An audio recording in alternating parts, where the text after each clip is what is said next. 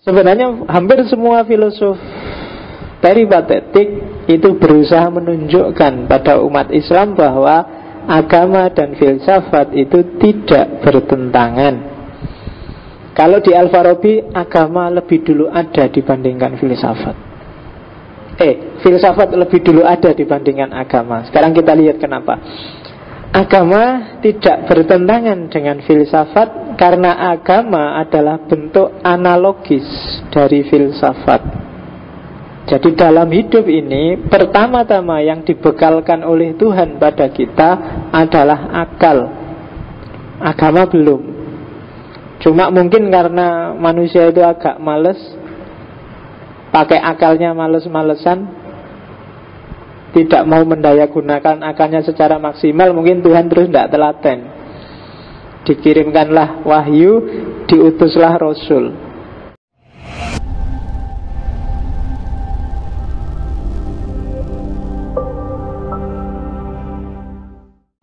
Assalamualaikum warahmatullahi wabarakatuh. Bismillahirrahmanirrahim. Alhamdulillahi rabbil alamin. Ar-Rahmanirrahim. Maliki yaumiddin. Iyyaka na'budu wa iyyaka nasta'in. Ihdinas siratal mustaqim. Siratal ladzina an'amta 'alaihim ghairil maghdubi 'alaihim waladdallin. Amin. Allahumma sholli ala sayyidina Muhammad wa ala ali sayyidina Muhammad.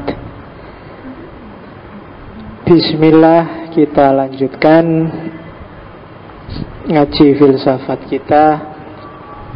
Malam ini kita akan mengejar hikmah dari Al-Muallim As-Sani, Abu Nasir Al-Farabi. Setelah minggu kemarin kita sudah ketemu dengan Al-Kindi.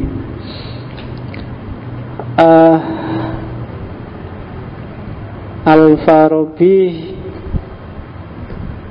lahirnya di satu desa namanya Farab, masuk dalam wilayah kekuasaan di era dinasti Abbasiyah, khususnya di era Khalifah Al-Mu'tasim.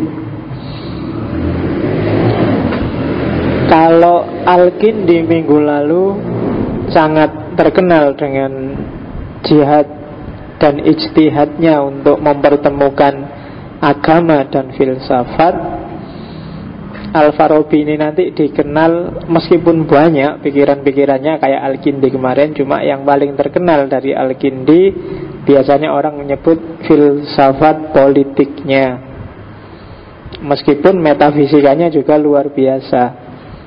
Karena memang secara umum pikiran-pikirannya Al-Farabi ini terbagi dua. Yang pertama metafisika, yang kedua filsafat politik.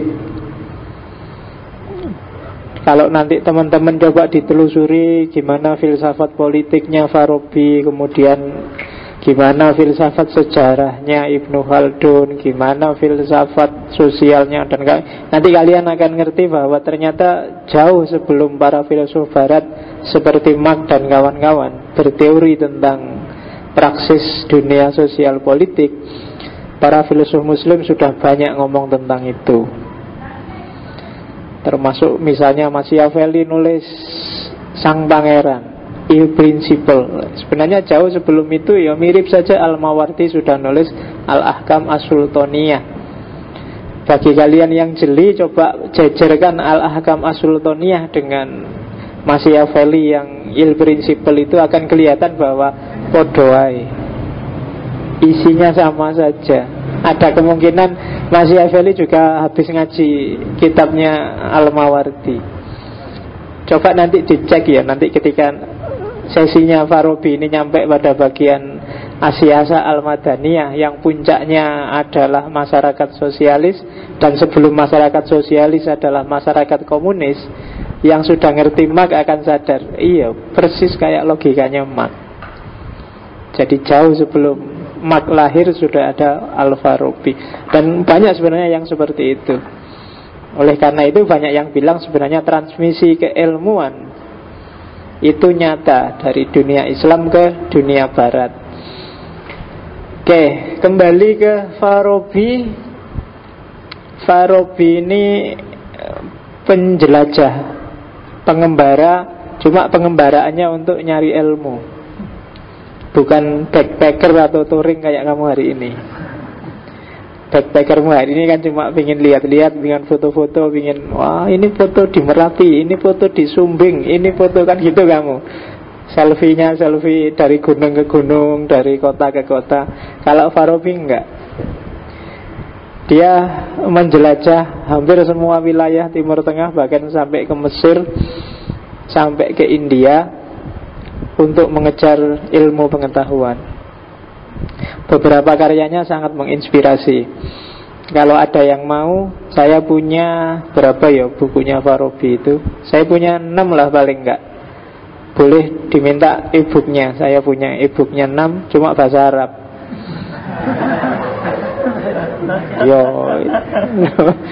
kenapa kalau bahasa Arab? Yo ngaji lah besok buat Ramadanan kan enak.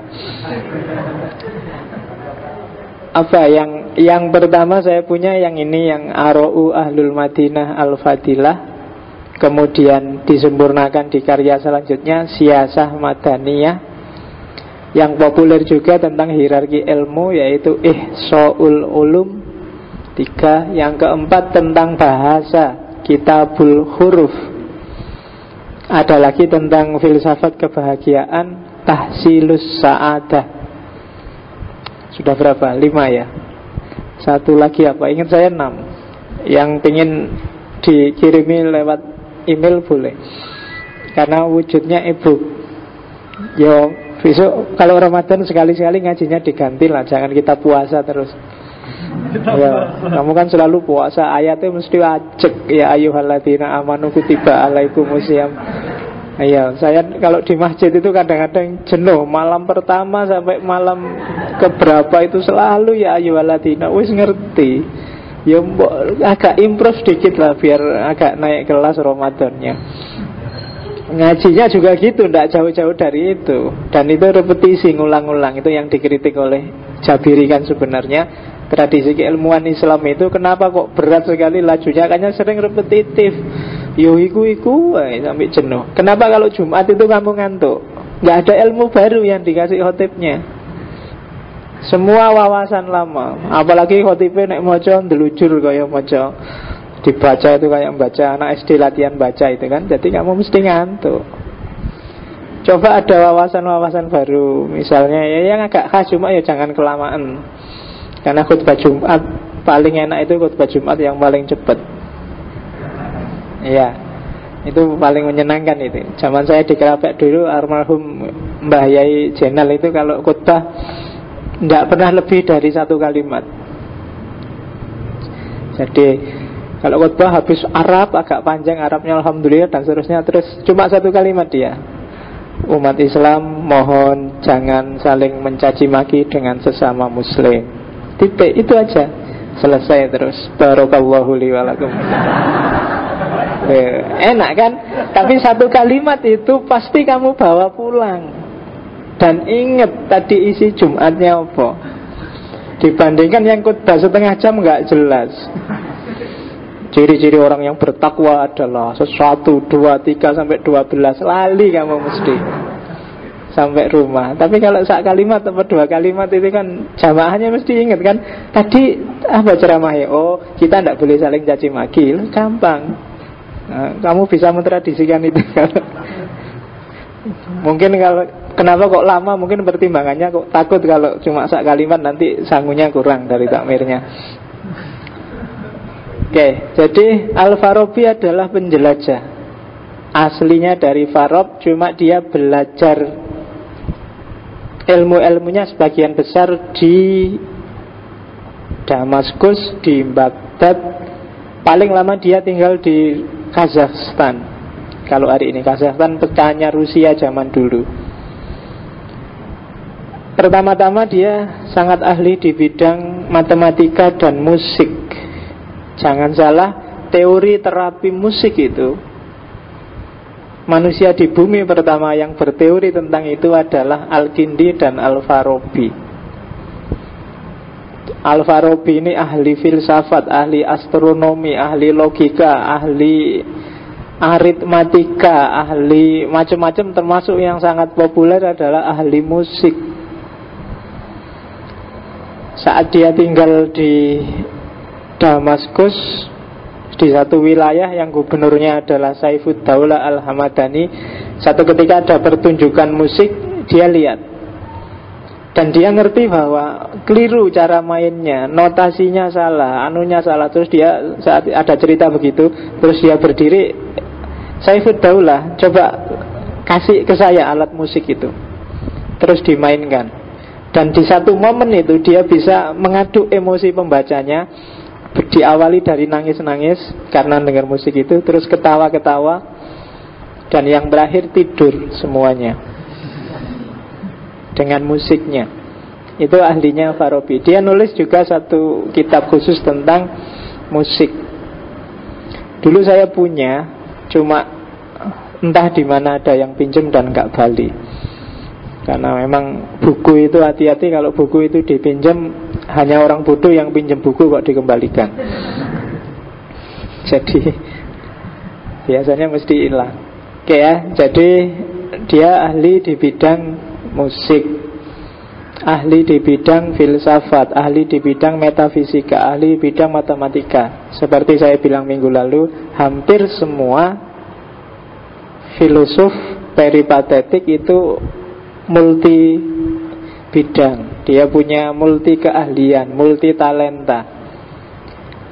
Ibnu Rus saja yang filosof luar biasa itu ternyata juga nulis kitab fikih yang judulnya Bidayatul Mujtahid. Padahal ilmumu hari ini kan seolah-olah filsafat itu jauh sekali sama fikih. Padahal itu bidang yang berhimpitan aja. Kenapa disebut hikmah? Hikmah itu kan kata dasarnya hakimah, ada yang hakama yahkumu hukum. Maka banyak mufasir yang menafsirkan sebenarnya hikmah itu bukan filsafat, tapi syariah. Ya sama-sama benar. Cuma syariahnya tidak seperti yang dipahami oleh mereka yang bikin perda syariah. Syariah itu kan jalan.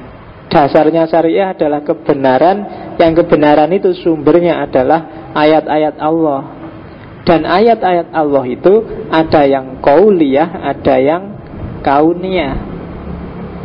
Syariah yang didefinisikan oleh banyak umat Islam hari ini itu syariah yang qauliyah.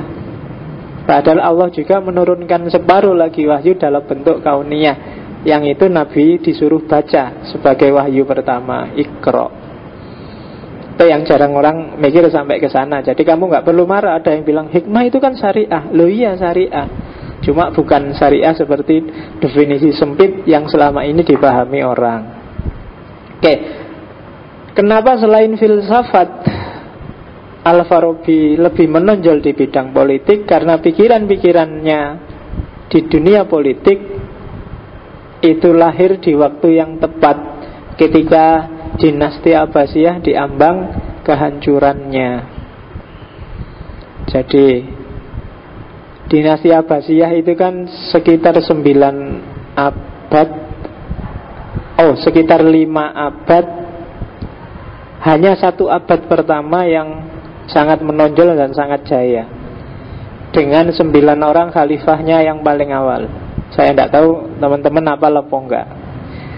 Abbasiyah 9 yang paling awal yang populer dan dahsyat adalah yang pertama pendirinya Abul Abbas As-Soffa. Setelah itu dilanjutkan Al-Mansur, setelah Al-Mansur Al-Mahdi, setelah itu Al-Hadi, setelah Al-Hadi Ar-Rasyid yang kalian kenal dengan Harun Ar-Rasyid.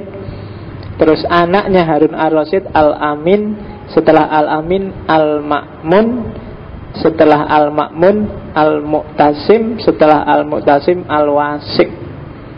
9 khalifah awal inilah yang era kejayaannya Abbasiyah, puncak-puncaknya Abbasiyah. Bibit-bibit mulai kacau itu ketika Al-Mu'tasim mulai agak membuka pintu untuk kelompok-kelompok lain masuk. Yang paling terkenal adalah kelompok yang namanya Mawali. Kelompok Mawali itu dari Turki, dari Persia, dan beberapa wilayah pecahan Rusia. Yang ini kemudian mulai jadi sumber bibit konflik. Mawali itu kebanyakan dijadiin tentara oleh dinasti Abbasiyah saat itu. Yang paling terkenal kan kisah-kisah bagaimana sengsaranya Mawali, khususnya yang Persia, sehingga menimbulkan pemberontakan-pemberontakan, sehingga melahirkan sentimen kesiahan yang lebih kuat. Kalau Turki dikenal dengan kecanggihannya berpolitik dan berperang. Nanti setelah terakhir Al-Wasik itu kan ada Al-Mutawakkil. Al-Mutawakkil ini punya anak 3, Al-Muntasir, Al-Mu'tas, dan Al-Mu'ayyad. Harusnya yang jadi raja setelah Al-Mutawakkil ini memang Al-Muntasir. Cuma Al-Muntasir ini agak ambisius, sehingga terus dia bekerja sama dengan beberapa orang Turki yang ada di sana untuk bunuh ayahnya dulu. Jadi Al-Mutawakkil dibunuh. Terus karena dia khawatir pada adiknya yang 2 ini, Al-Mu'tas sama Al-Mu'ayyad, ini harus disingkirkan juga biar nggak ganggu kekuasaannya, terus disingkirkan. Tapi lama-lama juga dia dikhianati oleh orang-orang Turki. Dia pun akhirnya dibunuh oleh orang-orang Turki. Nanti dilanjutkan adiknya yang diangkat Al-Mu'tas. Al-Mu'tas ini juga ngerti, aku diangkat jadi khalifah nanti mesti juga dikhianati. Maka dia jaga-jaga. Kalau dalam sejarah itu Al-Mu'tas itu kemana-mana dikenal bawa pedang, bawa pokoknya khawatir sopo ngerti aku diserang dadak. Tapi akhirnya dia juga tragis tewasnya, karena malah dia dibunuh di depan umum, di tengah pasar, di depan orang banyak, tubuhnya dipotong-potong. Itu Al-Mu'tas. Dan terus bergulir khalifah dibunuh, dan dari situ terus Abbasiyah goyah, di dalamnya keropos. Maka ketika ada serangan, cepat hancurnya. Dari Mongol, Hulagukan, dan sudah hancur, karena memang di dalamnya sudah keropos. Dan itu kelemahannya umat Islam sejak dulu. Turki Utsmani juga begitu. Kalau kompak solid, nggak ada yang bisa ngalahkan. Cuma kita lebih sering nggak solidnya. Sama saudaranya sendiri aja sampai segitunya kan. Sama bapaknya sendiri, adiknya sendiri. Dan itu yang terjadi. Coba teman-teman baca sejarah Turki Utsmani apa Abbasiyah, dinasti-dinasti besar Islam. Termasuk dinasti-dinasti kecil, Safawiyah lah, dinasti di India, di Indonesia juga begitu. Coba cek, kenapa Majapahit jatuh, kenapa Singosari jatuh, itu pasti konflik internal. Oke, dalam kondisi yang kacau inilah nanti, maka Al-Farabi menulis Ara'u Ahlul Madinah Al-Fadilah. Seperti apa negara yang unggulan, negara yang bagus, termasuk pemimpin yang bagus itu.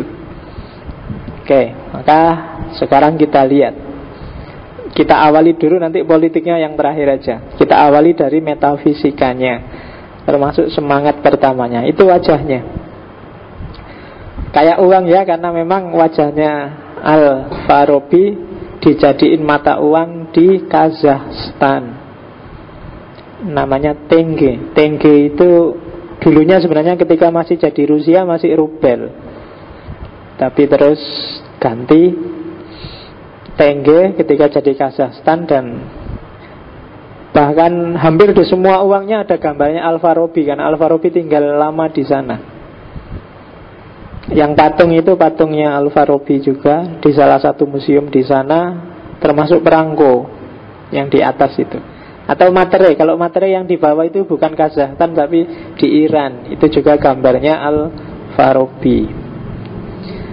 Satu tenge sebenarnya aslinya kan rubel. Kalau satu rubel itu sekitar 350 rupiah. 350 rupiah, sementara satu tenge itu sekitar 500 rubel. 350 kali ya 1750 rupiah. Jarang ada mata uang yang di bawah Indonesia. Mungkin nggak ada. Indonesia itu mata uangnya terlalu Oke. Nama lengkapnya Abu Nasir Al-Farabi. Lebih lengkap lagi Abu Nasir Muhammad bin Tarkhon bin Uzalah Al-Farabi. Orang barat di literatur barat kadang disebut Al-Farabius atau Farabi saja, atau disebut awalnya Abu Nasir. Seperti Ibnu Sina disebut Avesina, Ibnu Rus disebut Averus, karena memang lidahnya beda. Kalau kita kan mengucapkan nama apa aja kan bisa. Abu Nasir pakai shot juga bisa, Nasir juga bisa, Abu Nasir apalagi kayak orang barat bisa. Jadi kita agak menang lidah kita. Kalau orang barat susah. Orang barat kadang ngomong R aja kan susah. Kalau kamu kan lancar. Oke. Pertama sekarang, sebenarnya hampir semua filosof peripatetik itu berusaha menunjukkan pada umat Islam bahwa agama dan filsafat itu tidak bertentangan. Kalau di Al-Farabi, agama lebih dulu ada dibandingkan filsafat. Filsafat lebih dulu ada dibandingkan agama. Sekarang kita lihat kenapa. Agama tidak bertentangan dengan filsafat karena agama adalah bentuk analogis dari filsafat. Jadi dalam hidup ini, pertama-tama yang dibekalkan oleh Tuhan pada kita adalah akal. Agama belum. Cuma mungkin karena manusia itu agak males, pakai akalnya males-malesan, tidak mau mendayagunakan akalnya secara maksimal, mungkin Tuhan terus tidak telaten. Dikirimkanlah wahyu, diutuslah Rasul. Sebenarnya dengan pakai akal saja kita sudah akan bisa ketemu semua kebenaran yang ada dalam agama. Agama diturunkan itu kan hanya untuk membantu kita. Agama itu untuk kita, pedomani untuk membantu. Akal sehat saja sebenarnya sudah bisa menemukan kebenaran-kebenaran. Oke. Gagasan-gagasan teoritis agama, Tuhan, surga, neraka, tentang apapun itu termasuk moralitas, itu akan dijelaskan secara argumentatif oleh filsafat. Kenapa? Karena agama itu tidak pernah menjelaskan pakai argumentasi. Agama itu kan ngomong kategori-kategori. Tuhan tidak beranak dan tidak diperanakkan. Kayak gimana ya tidak beranak itu, tidak diperanakkan itu kan harus pakai akal kamu. Kalau diyakini saja sih bisa, cuma tidak mantep. Manusia itu kan disuruh yakin saja, itu kan sebenarnya agak berat. Wis percaya wae lah, itu kan agak berat. Kamu mesti terus tanya, apain sih, ada apa sih, kan mesti gitu. Apalagi dipancing-pancing, jangan sentuh HP ini ya, karena HP ini begitu disentuh kamu ngerti sendiri akibatnya. Itu kan kamu terus malah penasaran. Pokoknya yakin aja, ini saya ngomong guruku loh ya, dulu guru. Kalau kamu malah penasaran kan, malah mikir. Agama juga begitu. Dan filsafat akan mengatasi itu, akan ngasih argumentasi.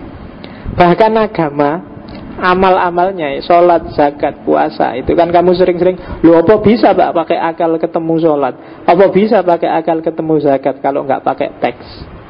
Wadatnya nggak bisa, tapi visinya pasti bisa. Kenapa? Karena semua amaliyah agama itu punya visi moralitas. Itulah. Allah ngasih sholat, ngasih zakat, ngasih puasa, itu sebenarnya kan ada visinya. Allah kan tidak butuh sholat kita, tidak butuh puasa kita. Itu kan semuanya untuk kita. Dalam rangka apa sih? Dalam rangka moralitas. Makanya Nabi bilang, innama bu'istu li utammima makarimal akhlak. Targetnya agama itu memperbaiki akhlakmu. Maka parameter sederhana untuk ngecek kamu itu orang beragama apa bukan, itu bukan fikihnya sebenarnya, tapi akhlaknya. Kalau semakin kamu berakhlak berarti semakin sukses kenabian, semakin sukses tugasnya Nabi, kan begitu. bukan fikih. Ya meskipun kadang-kadang banyak orang yang mikirnya kan agak artifisial. Kalau ada apa-apa, sholat nggak dia, puasa nggak dia, kan mesti ngono. Poso ora, sembahyang nggak, kan mesti gitu. Boleh, itu parameter, cuma dia tidak utama. Parameter utamanya harus akhlaknya, jangan dibalik. Dan untuk memahami dimensi moralitas, dimensi akhlak itu, yo ahlinya filsafat. Maka filsafat arahnya moralitas. Bahkan kayak kemarin kita belajar estetika, moralitas atau akhlak itu nantinya akan disempurnakan oleh ihsan, disempurnakan oleh estetika, dimensi yang namanya kamaliyat. Jadi agama itu diawali dari perilaku fisik, cuma fisik ini untuk tujuan etis, dan etis ini untuk target terakhir yang namanya estetis. Kenapa sih orang kok harus berakhlak, bermoral? Ya biar hidupnya tertib, teratur, harmonis. Kenapa kok orang butuh harmonis, butuh tertib? Ya biar dia aman, nyaman, tentram. Aman, nyaman, tentram itu kan rasa. Dan rasa itu kalau di filsafat namanya estetika.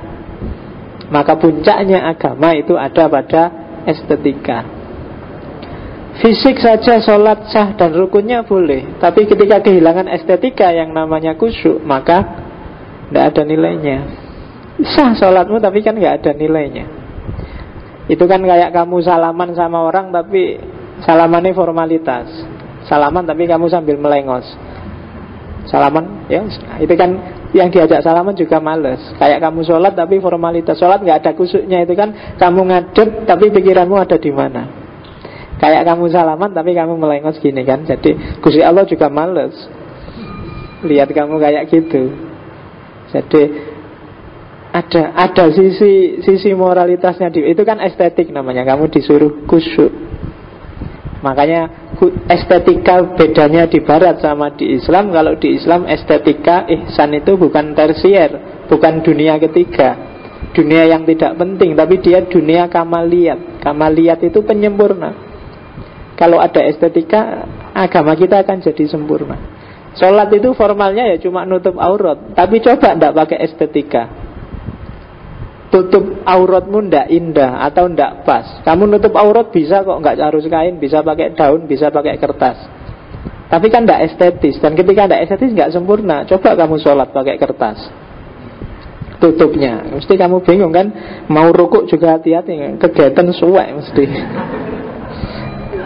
Iya kan, jadi nggak estetis juga nggak pas. Maka orang butuh estetika. Puasa juga gitu kan, ada nilai estetika luar biasa di balik puasa, yaitu menahan diri. Estetika itu kan kalau bahasa Indonesianya pantas atau tidak pantas kan gitu aja, indah atau tidak indah. Kamu puasa asal nggak makan, nggak minum, nggak berhubungan kan sah. Cuma kan kalau nggak ada nilai menahan dirinya ya nggak ada gunanya, cuma dapat lapar dan haus. Puasa mulai pagi sampai buka puasa cuma tiduran sambil nonton TV misalnya, itu kan ya sah puasamu, cuma ya kamu dapat nilai apa dari puasa yang kayak gitu? Ngapain kamu pagi sampai maghrib?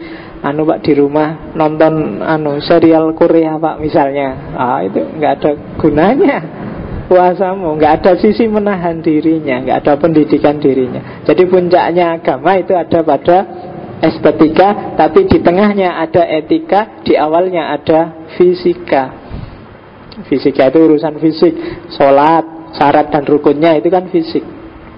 Nah, bisa mencapai kayak gini kok saya bisa menjelaskan kayak gitu tadi, filsafat yang membunyikan gitu loh. Maka kebenaran-kebenaran agama secara argumentatif ditemukan oleh filsafat. Loh, kebenarannya sudah dikasih langsung oleh Allah. Ini loh kebenaran itu lewat wahyu, lewat teks. Cuma tidak argumentatif. Dan filsafatlah yang membuat itu argumentatif. Jadi jalurnya sebenarnya sama, dia saling mendukung. Agama itu bentuk analogisnya dari filsafat. Oke. Kalau di Farabi nanti ada di filsafat kenabian di belakang bahwa posisinya filosof itu sebenarnya sama kayak posisinya nabi. Hanya saja beda jalur dalam mengakses kebenaran dari satu titik yang dia sebut sebagai akal fa'al. Akal fa'al itu kalau di Farabi, di agama itu kadang disebut Jibril. Dia adalah transmitter kebenaran, dia yang membawa segala informasi kebenaran pada manusia. Kalau di Plato disebut alam idea. Dari transmisi. Nah, kalau Nabi ini dikasih langsung isi kebenaran yang ada di akal fa'al ini. Sementara kalau filosof, dia harus berusaha sendiri. Bedanya di situ. Jadi mengejar hikmah, kalau Nabi digaransi langsung, dikasih isinya langsung. Sementara kalau para filosof, dia harus berusaha sendiri. Karena kita bukan Nabi, maka satu-satunya jalan kita bisa menemukan kebenaran adalah di jalur filsafat. Nah itu, maka jangan takut beragama sambil berfilsafat. Karena dua-duanya muaranya nanti sama, akhirnya sama. Kok tidak ketemu, ya coba dicek lagi, jangan-jangan kamu salah jalur. Karena harusnya pas. Nah, itu harmoni agama dan filsafat. Dalam sejarah itu lahirnya filsafat itu lebih dulu dari agama. Coba dicek dalam sejarah. Orang pertama-tama belum kenal agama, kamu sebut dia primitif. Dari primitif itu terus berkembang jadi masyarakat yang beradab. Dari masyarakat yang beradab terus baru lahir agama. Dari masyarakat yang agama terus orang mikir agama kan, berretorika, jadal. Dari jadal, retorika terus biasanya lahir burhan, logika demonstratif, logika rasional. Biasanya kan gitu. Jadi adab itu kan awal dari intelijensi manusia juga. Manusia awal itu belum dapat, dalam tanda petik, belum dapat wahyu seperti syariah, seperti yang kita yakini sekarang. Dan mereka mengejar hikmah sendiri. Kalau yang belajar sosiologi agama pasti ngerti bahwa ternyata Tuhannya manusia itu berkembang seiring akalnya manusia. Orang-orang primitif yang tidak berdaya menghadapi laut, wawasannya terbatas menghadapi angin, maka angin disembah. Terus melihat kenapa angin disembah, karena merasa ini ada dayanya di balik angin ini. Daya itu terus melahirkan, kalau zaman primitif kan disebut dinamisme. Oh ini ada kekuatannya pohon ini. Oh laut ini ada kekuatannya. Akik itu ada kekuatannya, itu dinamisme namanya. Nanti akalnya agak berkembang sedikit. Misalnya lihat orang mati, lihat hewan mati. Iya ya, barangnya masih wujud tetap. Tapi kok sudah nggak bisa gerak, berarti ada sesuatu yang namanya roh. Nah, terus muncullah ide tentang roh. Ini yang mati cuma jasadnya, rohnya masih ada. Maka lahirlah perkembangan baru dari dinamisme. Yang semula cuma daya, kekuatan, sekarang jadilah roh. Jadilah namanya animisme. Roh ini nanti ketika akalnya manusia berkembang, dia roh ini ada sosoknya, ada modelnya, ada. Nah terus lahir namanya dewa. Ketika roh yang tadi abstrak terus dipersonkan. Rohnya nenek moyang itu dia selalu melindungi kita loh, jangan khawatir. Rohnya nenek moyang itu dia selalu mengawasi kita, menjaga kita. Lama-lama terus lahirlah konsep dewa. Terus masyarakat agak pinter lagi bikin struktur, ada raja, ada patihnya, ada semacam pemerintahan itu kan. Pikirannya berkembang semacam itu, maka bayangannya dewa-dewa juga punya pemerintahan loh. Maka ada rajanya dewa, di Yunani ada Zeus. Zeus punya anak buah berapa. Terus di Mesir ada Ra itu. Dewa punya pemerintahan. Kayak kamu nonton Sun Gokong itu loh, ada Kaisar Langit. Kaisar Langit punya anak buah. Itu kan awalnya pikirannya manusia yang punya pemerintahan, terus dibayangkan dewa-dewa juga punya pemerintahan. Maka ada hierarki dewa-dewa. Baru setelah itu turun wahyu, terus lahir agama monoteis seperti yang kamu kenal sekarang. Jadi ternyata agama manusia, versi manusia yang filosofis itu ada lebih dulu. Manusia selalu mencari kebenaran dengan akalnya. Oke, nah berarti akal manusia, filsafat bisa ketemu hakikat keagamaan. Cuma ini yang digarisbawahi oleh Al-Farabi, penemuan-penemuan filsafat itu sifatnya elit. Tidak semua orang mampu. Gitu loh. Kalau orang tiba-tiba ngomong versi para filosof, itu mesti nggak banyak orang bisa nerima, karena kebanyakan masyarakat itu awam. Dia hanya bisa bicara dan menerima hal-hal yang sederhana, tidak rumit kayak filsafat. Maka filsafat butuh institusi yang menyalurkan idenya secara sederhana, tidak rumit. Dari situ maka filsafat butuh lagi pada agama. Kalau agama kan gampang, nggak usah diajak argumentasi jelimet-jelimet. Pokoknya kalau kamu baik masuk surga, kalau jelek masuk neraka, titik. Pingin masuk surga apa neraka? Oh, surga. Oh, ya berarti baik ya. Sederhana kalau agama. Nggak jelimet-jelimet, nggak mikir kamu percaya Tuhan loh ya. Tuhan itu sebab pertama, dia penggerak yang tidak digerakkan. Jadi setiap sebab itu nggak boleh tasalsul. Itu wong awam mesti judek mikir ngomong apa kamu. Nggak jelas. Maka filsafat butuh institusi lain yang bisa mentransfer idenya secara lebih sederhana. Dan di situ dibutuhkan peran agama. Wis terserahlah, nggak argumentatif, nggak apa-apa. Yang penting kebenarannya kena. Contohnya kayak yang di bawah itu. Misalnya kita harus adil loh ya. Kalau filsafat dijelaskan panjang lebar. Apa itu adil? Apa itu ini? Panjang kan kesuwen. Kalau di agama kamu berbuat adil ya. Kenapa? Itu perintahnya Tuhan loh. Selesai. Tapi kalau filsafat panjang. Intinya sama. Dua-duanya sama-sama setuju dan mendukung yang namanya keadilan. Oke. Seperti dalam poligami itu kan selalu orang mendiskusikan keadilan setelah mendiskusikan poligami. Apa iya laki-laki bisa adil? Ada yang bilang, ya bisa dong. Kalau nggak bisa ya ngapain disebut di ayat? Nah, ya kan ada yang bilang, nggak mungkin orang bisa adil, karena adil itu urusannya perasaan, bukan urusan. Ada yang gitu. Sakarepmu lah. Yang penting kalau ada kemungkinan nikah banyak ya nikah aja. Cuma tanggung sendiri resikonya, kan itu aja. Kalau resiko ke atas gampang, yang susah resiko ke samping kiri, samping kanan itu loh. Itu biasanya lebih susah ditanggulangi.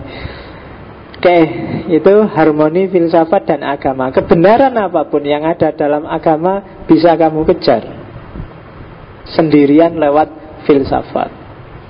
Jadi ini sebenarnya karena Farabi ini menghadapi dua ide yang sangat kontras. Yang satu sangat mendewakan akal, yang satu sangat mendewakan agamanya. Ada kelompok sebelum Farabi sebenarnya saya harus ngomong Ar-Razi. Cuma Ar-Razi terlalu jauh meninggalkan agama, sehingga dia anti kenabian, anti ketuhanan, termasuk teman-temannya seperti Ibnu Rawandi. Dan saya nggak harus bahas itu karena agak susah kalau kamu tak kasih itu di masjid. Jadi ya, kalau nggak ngerti konteksnya kamu bisa marah-marah kalau belajar Farabi, apalagi Ibnu Rawandi. Dan itu yang banyak dikutip oleh para orientalis yang anti-Islam. Dan Farabi ingin menyeimbangkan itu. Harusnya kalau kita pakai akal tidak tabrakan sama agama, karena masing-masing punya gaya sendiri, punya jalur sendiri. Meskipun yang disasar adalah kebenaran yang sama. Nah, itu harmoni agama dan filsafat. Terus dari semua problem yang dihadapi umat, Al-Farabi melihat solusi yang paling tepat adalah mantek, logika. Umat Islam harus diajari caranya mikir yang benar.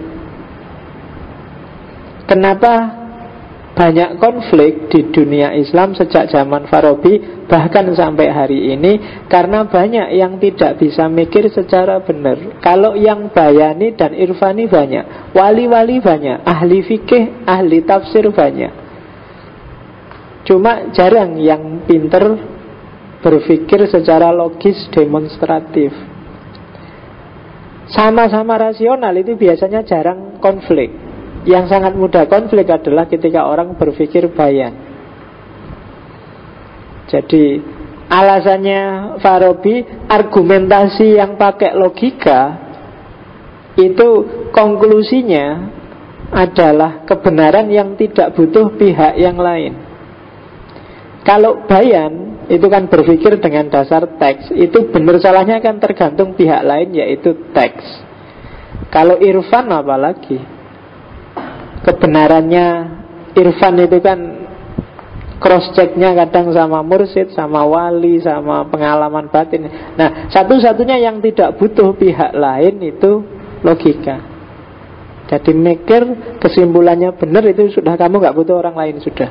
Tapi kalau nas itu kamu butuh dalilnya mana. Orang selalu begitu.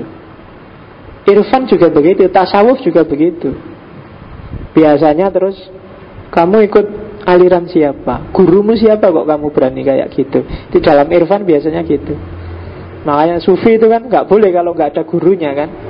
Kamu tidak boleh ngarang sendiri, harus ada. Itu torekot kan selalu begitu. Dan itu bagi Farabi sumber konflik. Untuk bisa mengatasi, harusnya semua umat Islam bisa berpikir jernih. Akalnya harus jalan.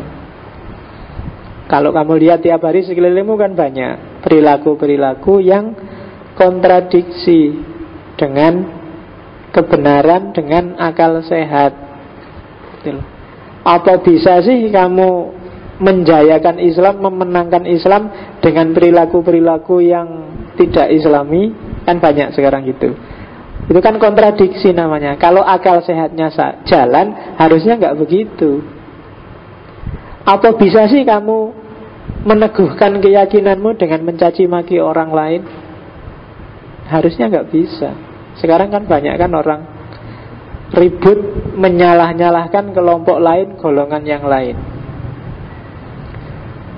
Sebenarnya mereka yang ribut ngomong tentang kebenarannya orang lain, mempermasalahkan kebenarannya orang lain, itu sebenarnya jalur melingkar untuk menunjukkan bahwa sebenarnya dia belum yakin kebenarannya sendiri.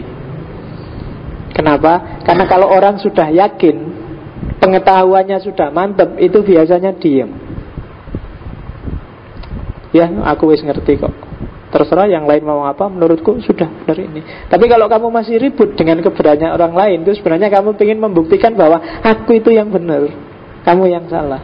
Masih butuh bukti-bukti. Tapi orang yang sudah yakin gak butuh lagi bukti. Jadi orang yang suka nyalah-nyalahin orang lain, itu biasanya dia belum yakin dengan kebenarannya sendiri. Maka ketika kamu ada gairah untuk menyalahkan yang lain, coba cepat-cepat kembali ke dalam.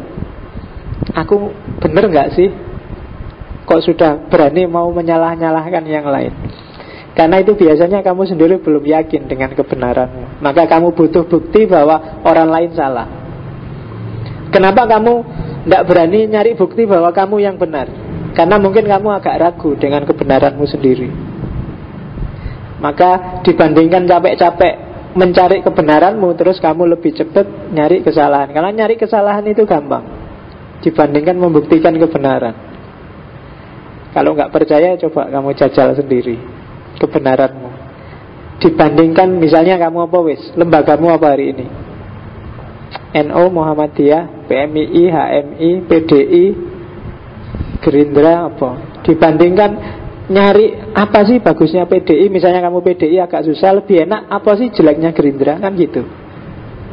Lebih cepat kan gitu. Dibandingkan nyari apa sih sebenarnya keistimewanya NU, itu lama. Lebih cepat apa sih kejelekannya Muhammadiyah, kan lebih simpel itu. Apa dosanya Wahabi, lebih cepat daripada apa sih keunggulannya Ahlussunnah wal Jamaah. Dan ini logika sebenarnya. Makanya katanya Farabi, mbok akalmu yang sehat.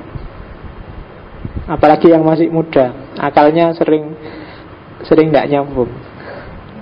Banyak wis ya kamu yang akalnya tidak sehat itu kan. Kamu ngerti sebenarnya itu tidak pas, tidak sehat, keliru, tapi yo tidak apa-apalah, masih muda. Argumenmu kan selalu begitu. Banyak hal yang jelas kamu ngerti itu salah, tapi yo Anda apa-apa.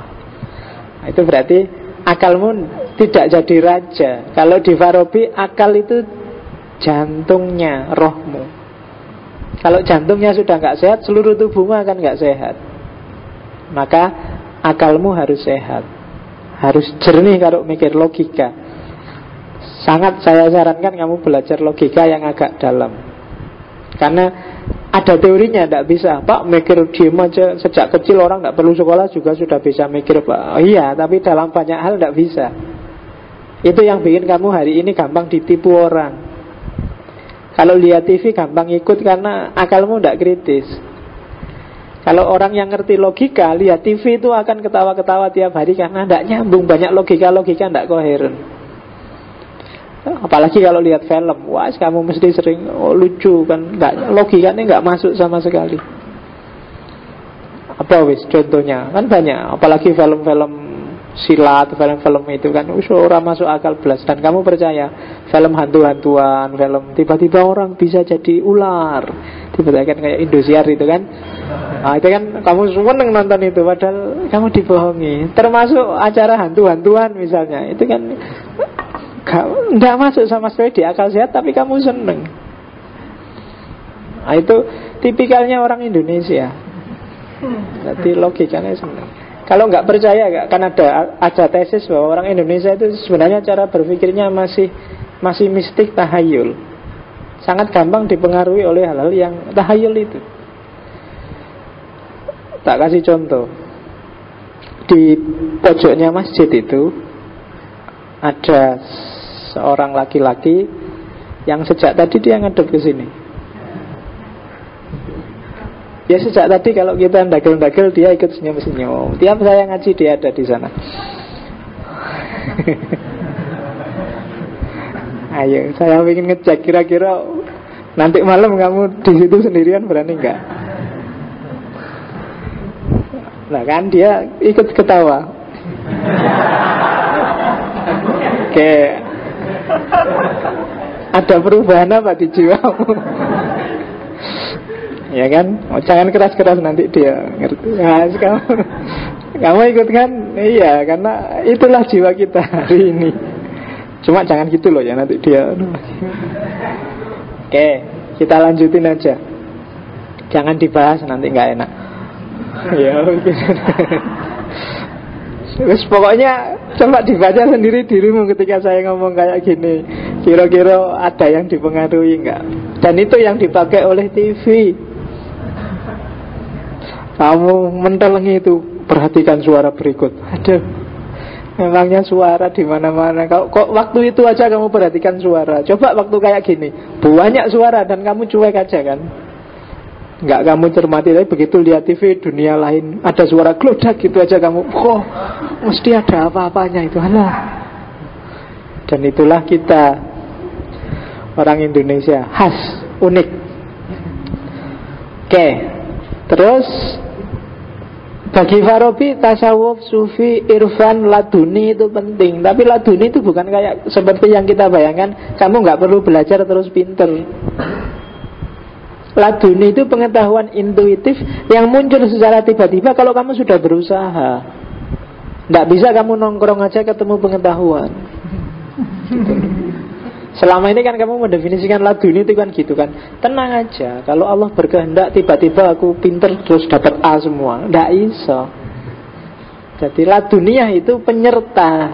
Jadi kalau kamu sudah belajar keras, ini dipikir kok tidak ketemu-ketemu ya, terus aduh, nyerah aku, mungkin ini nggak paham. Tiba-tiba ting ada. Oh iya mungkin ini. Itulah irfan. Gitu. Ada intervensi dari Tuhan. Akan berlaku begitu, tapi tidak akan jalan bagi orang yang santai-santai. Jadi kalau kamu orang yang belajar itu bisa jadi pinter, bisa juga enggak. Tapi orang yang tidak belajar pasti tidak pinter. Rumusnya seperti itu. Gitu loh. Kalau kamu cari pacar, bisa dapat, bisa enggak. Tapi kalau kamu enggak cari, ya enggak akan dapat. Logikanya seperti itu. Kalau kamu nggak berusaha, pasti nggak dapat. Kalau kamu berusaha, bisa dapat, bisa enggak. Nah itu sebenarnya cara berpikir untuk menyatukan Qadariyah dan Jabariyah, biar kamu nggak bingung. Sejauh mana kita itu Jabariyah, sejauh mana kita Qadariyah. Kamu harus berusaha. Kenapa? Kalau nggak ada usaha, nggak ada hasil. Wong usaha aja nggak mesti ada hasil kok. Nah, irfan juga begitu. Irfan itu pengetahuan kudrat dari Allah, hasil intervensi Allah. Itu karena ada model irfan, model kudratnya Allah inilah, maka Allah tidak nganggur. Allah itu selalu terlibat dalam hidup kita. Tidak, ya hidup itu ada hukumnya, namanya sunnatullah. Tapi sewaktu-waktu Allah bisa intervensi. Kalau orang-orang sekuler kemarin yang di barat dan kawan-kawan kemarin kita bahas itu kan, cara berpikirnya alam ini sudah ada mekanismenya, dan itu sifatnya pasti. Allah itu kayak orang bikin jarum jam, setelah jamnya dibikin sekarang nongkrong-nongkrong sambil lihat TV nunggu kiamat. Cara berpikirnya kan gitu. Enggak, Allah itu bisa intervensi sewaktu-waktu dalam urusan apapun, termasuk dalam ilmu yang kita sebut namanya irfan. Kamu lihat misalnya kamu ngoco misalnya, aduh, aku kulitku kok hitam ya, rambutku keriting, wajahku jelek, ini apa ya bisa dapat istri aku wajahku kayak gini, kan? Nah, jangan pesimis. Allah bisa intervensi sewaktu-waktu. Jadi ya siapa ngerti kamu yang kayak gitu ternyata dapat pasangan duluan, nikah duluan, temenmu yang cakep-cakep suwi golek kesuwen meleh. Kalau kamu kan nggak mikir, pokoknya ono ya wis ayo, ono kan. Sementara yang cakep-cakep milih jangan siapa tahu ada yang lebih bagus, jadi suwi nggak dapat. Sementara kamu cepet karena kamu tahu diri. Oke. Itu intervensinya Allah. Gitu loh. Kamu loncat dari lantai 30, secara sunatullah pasti mati. Dan kamu harus pakai rumus ini. Meskipun ada kemungkinan kalau kamu dari lantai 30, kamu tidak mati. Misalnya pas kamu jatuh, tiba-tiba ada truk yang bawa kasur lewat, terus pas kan itu intervensinya Allah. Gitu loh. Itu namanya kudratullah. Sunnatullah itu pasti, tapi Allah bisa sewaktu-waktu menabrak sunnatullah yang namanya kudratullah. Jadi kalau kamu bodoh, belajar aja, jangan khawatir. Siapa tahu tiba-tiba Allah intervensi dan nanti kamu lulus cum laude. Sementara yang pinter lulusnya tidak cum laude, hanya dia sombong, merasa besar, merasa pinter, terus males. Kan gitu rumusnya. Jadi itu rumusnya orang hidup. Jadi tidak ada ilmu laduni dengan nganggur, itu tidak ada. Dengan kamu santai-santai terus tenang aja, nanti wiritan aja, nanti kalau Allah ngasih ilmu tiba-tiba kita sakti, tidak. Harus ada usaha. Makanya orang berdoa itu kan selalu rumusnya bukan jarang yang dikasih, tapi dimudahkan. Mudahkanlah untuk cari ilmu, mudahkanlah untuk cari rezeki. Jadi bukan kok diem terus rezekinya datang, tapi dicari tapi mudah. Itulah intervensi ladunia. Dan logikanya irfan menurut Al-Farabi seperti itu. Jadi tidak kok terus kita diem aja tiba-tiba jadi irfan. Oke, jadi solusinya itu. Nah, yang terkenal lagi sebenarnya saya nggak ingin panjang karena panjang kalau klasifikasi ilmu itu. Yang jelas Al-Farabi membagi ilmu di 7 bagian. Ada logika, ada ilmu lisan, ilmu bahasa, percakapan, terus matematika, fisika, metafisika, politik, dan fikih. Kalau dibaca di Ihsaul Ilm itu nanti setiap 7 ini punya cabang-cabang ilmu yang banyak. Dan ini sangat luar biasa kontribusinya untuk perkembangan ilmu-ilmu nanti di era modern di barat. Klasifikasi ilmu nanti dilanjutkan juga oleh Ghazali dengan klasifikasi. Kalau Ghazali tidak cuma ngomong hierarkinya, tapi juga rankingnya. Ada ilmu ranking 1, ranking 2, ada ilmu yang wajib, ada yang fardu kifayah, ada yang mubah, ada yang sunnah, ada yang haram mungkin. Tapi kalau di Farabi ini klasifikasinya aja. Jadi ini sebenarnya dia membaca peradaban Islam. Jadi secara umum Ada logika, ada bahasa, ada matematika. Ini ngomong yang abstrak-abstrak, ngomong yang sifatnya universal, konseptual. Setelah itu ada yang fisik dan yang dibalik fisik, namanya metafisika. Setelah itu ngomong tentang hubungan antar manusia, ngomong tentang politik, dan yang terakhir ilmu agama, ilmu fikih, ilmu syariat. Jadi ilmu ada 7 itu. Seorang muslim kalau bisa menguasai ke-7-7-nya demi peradaban Islam. Kalau nggak bisa, ya masing-masing ngambil satu cabang dan nanti kerjasama. Nggak boleh di dunia Islam, nggak ada sama sekali yang ngerti matematika. Itu namanya bunuh diri. Karena nggak ada yang bisa ngitung waris sama ngitung astronomi sama ngitung. Harus ada yang bisa. Nggak boleh, nggak ada yang ngerti fisika satupun. Itu juga namanya bunuh diri. Metafisika apalagi. Metafisika itu nanti antara lain yang di Ghazali yang termasuk ilmu wajib. Karena puncaknya metafisika itu tentang ketuhanan. Tentang Tuhan orang harus berawal dari rasionya. Dia harus punya bukti-bukti rasional bahwa Tuhan itu ada dan diimani. Baru Tuhan itu mengirimkan wahyu dan baru wahyunya dipercaya. Tidak bisa dibalik. Terus politik juga harus paham, karena politik ini tata sosial, tata masyarakat. Semuanya bagus tapi politiknya jelek juga rusak. Ilmu tidak akan berkembang, peradaban Islam akan jatuh. Ilmu fikih yaitu nyawanya agama. Dan semua itu nanti dasarnya 2, yaitu logika dan bahasa. Jangan salah, di beberapa negara Islam yang saya tahu termasuk antara lain di Iran, kalau kamu kuliah itu tahun-tahun pertama yang diajarkan, yang dimatrikulasikan, pokoknya kamu diwajibkan menguasai 2 bidang itu, ya bidang logika dan bahasa. Logika berarti caramu mikir, caramu menganalisis persoalan. Kalau bahasa, kalau di Iran itu 3, Persia, Arab sama Inggris. Setelah kamu master di 2 bidang ini, silahkan kamu ngambil jurusan. Sebelum itu belum. Pertimbangannya, kalau 2 ini hidup, kalau bahasa sama logika ini hidup, kamu sebenarnya sudah gak perlu kuliah lagi. Kejar sendiri pengetahuan. Dengan bekal bahasa, buku apa yang gak bisa kamu akses? Kalau kamu ngerti Arab, Inggris, Indonesia, bahasa, kamu kan tinggal baca bukunya, masuk namanya. Dan dengan logika berarti akalmu hidup. Kamu bisa memahami, bisa menangkap, bisa menganalisis. Itu kan kalau logikamu hidup. Jadi sebenarnya 2 hal ini aja kamu kuasai, kamu sering bolos kuliah tidak apa-apa. Jadi besok di kampus bilang, kok kamu sering bolos? Tenang aja Pak, saya bisa kejar sendiri ilmunya. Karena logika sama bahasa sudah tak kuasai gitu. Kalau berani bilang gitu. Oke, kalau dosennya saya, enggak apa-apa, tak tes dulu tapi ya. Kalau memang bisa, oke, silahkan. Malah kamu tak bantu nih, baca ini, baca ini, baca ini. Tapi aku malah nyantai, nggak usah ngajar di kelas. Cuma yo, idealnya gitu. Mimpinya kan beda sama kenyataannya. Kayak di UIN itu sekarang kuliah wajib pakai e-learning, pakai internet. Iyalah pakai internet, tapi coba dicek, diteliti. Kira-kira internet di kampus itu pemakaian paling besar untuk apa? Facebookan, Twitteran, apa pakai baca, bikin kamu menelaah ilmu, apa menelaah gosip, isu, berita, kemudian Facebookan.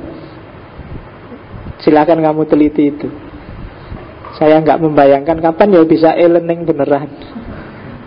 E-learning beneran itu saya nggak usah ke kampus, tinggal kasih, Mas ini tak kasih buku bacaan, bahannya ini, santai aku tadi, nggak usah ceramah kayak gini, nyantai. Kamu baca di rumah.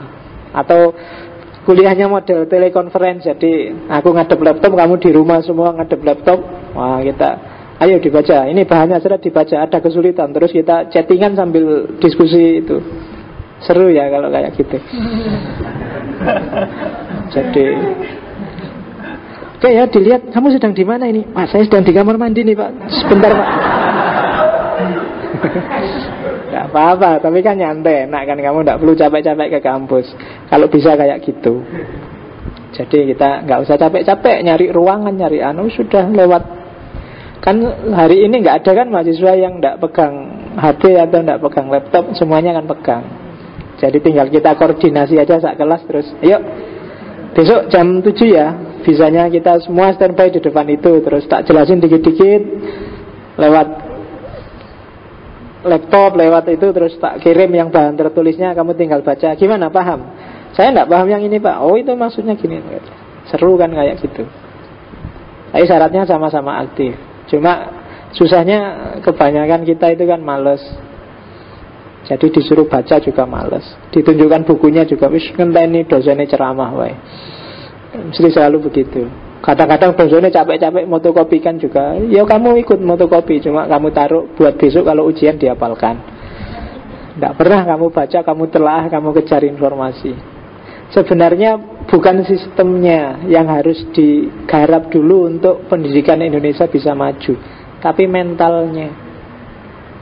Bukan sistem, bukan fasilitas pertama-tama. Sama aja kamu bikin UAN, kamu bikin sistem apapun, kalau mentalitas pendidik dan yang dididik belum berubah, akan tetap seperti ini.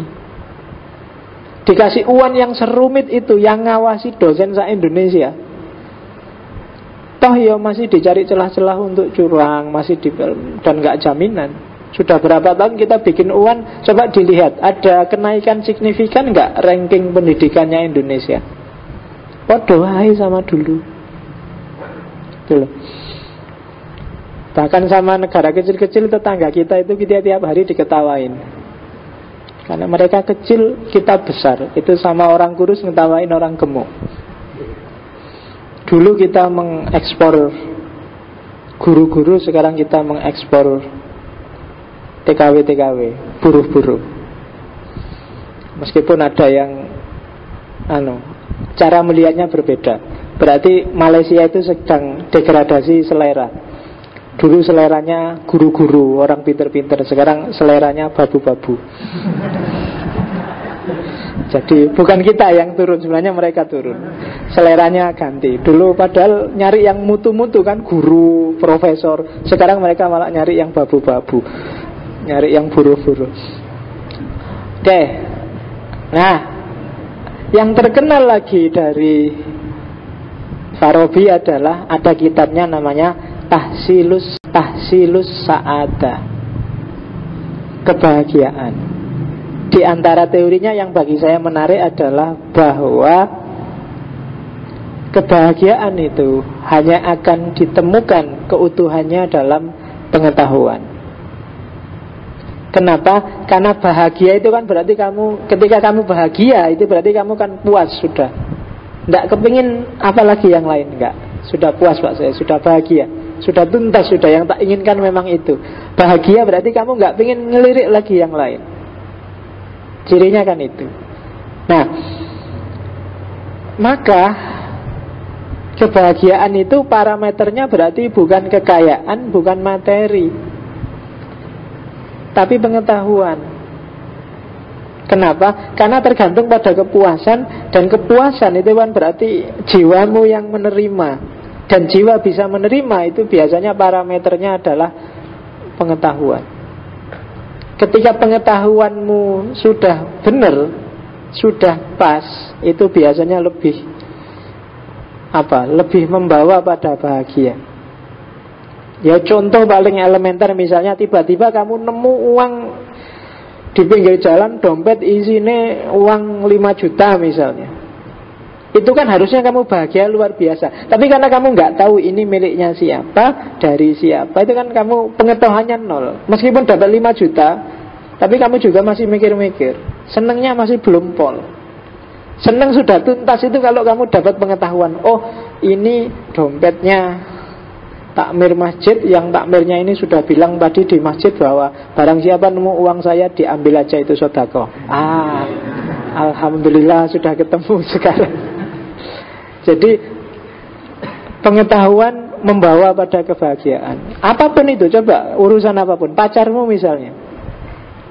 Kamu tentrem dengan pacarmu kalau kamu paham. Oh tenang aja, pacarku itu dia kayak gini. Jadi dia dimanapun aku ngerti, wis tenang aja, enak kan. Tapi kalau kamu nggak paham, mesti tiap hari was-was. Wah ini malam-malam tak tinggal ngaji, jangan-jangan SMS-an sama orang lain ini. Mesti gitu, bisa gitu. Kamu jadi was-was. Dalam banyak hal, pengetahuan akan menyempurnakan kebahagiaan kita. Jadi semakin orang punya pengetahuan, semakin sempurna jiwanya. Semakin sempurna jiwa berarti semakin tambah kebahagiaannya. Itu sebenarnya inspirasinya dari Socrates. Jadi dengan semakin banyak tahu, kamu akan semakin bahagia. Kenapa sih kamu selalu ingin nyari gosip? Karena kamu merasa tidak banyak tahu.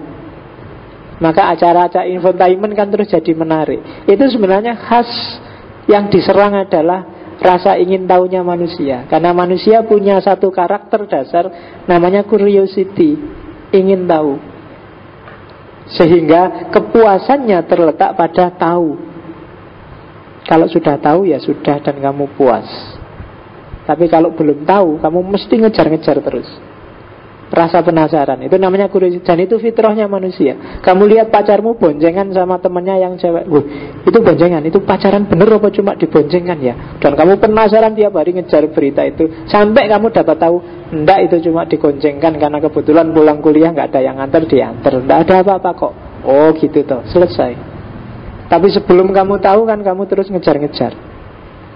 Jadi ada kriteria kalau di epistemologi Islam itu, pengetahuan itu ekuivalen dengan sukunun nafas.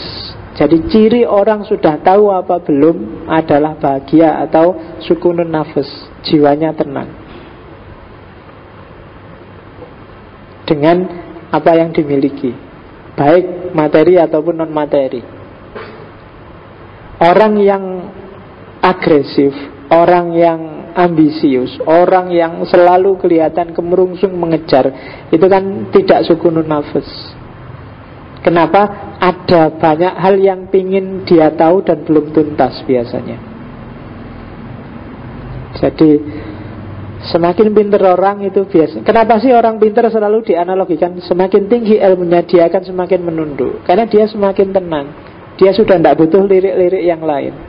Karena dia sudah merasa puas, sudah merasa cukup dengan apa yang sudah dia ketahui. Jadi kalau masih ada orang yang pecicilan, melirik sana, melirik sini, itu perlu dikasih pengetahuan. Biar dia ngerti bahwa sumbernya kebahagiaan itu tidak di luar dirinya, tapi di dalam dirinya. Jadi ini sebenarnya teori sederhana. Cuma jarang kita mikir sampai ke situ. Seolah-olah kita bahagianya karena uang, karena materi, karena wah kalau saya punya laptop yang generasi akhir, kalau punya Core i7 itu mungkin nyaman daripada laptop kayak gini kalau digoyang gambarnya, nah misalnya. Tapi kan enggak. Kadang-kadang laptopnya jelek tapi kan kamu lebih puas. Yang laptopnya Core i7 stres tiap hari. Ada yang kayak gitu kan, karena dia nggak menguasai laptopnya, sistemnya rumit jadi kepiye nguripnya. Tapi karena laptop gini kan sederhana, gampang, alah simple, rusak juga nggak apa-apa, murah aja kok, kan lebih enak karena kamu kuasai pengetahuan. Tapi yang baru-baru yang HP kan juga gitu, karena kamu punya HP bagus kan jadi terikat oleh HP, kebahagiaanmu sebagian terampas oleh HP, kamu tergantung pada HP. Coba HPmu jelek, HP-mu nggak kelihatan sebentar aja kalau bagus kan, HP, di mana HP tadi kan gitu. Tapi kalau HP jelek kan kamu nyantai, oh hilang ya ben. HP murah, yang nemu aja males ngambilnya. Ya kan, katanya yang nemu HP kayak gitu diambil daripada urusan, ditinggal aja. Rugi sama anunya, resikonya. Nah kalau HP bagus kamu kepikiran. Sama dengan pacar cakep atau pacar jelek.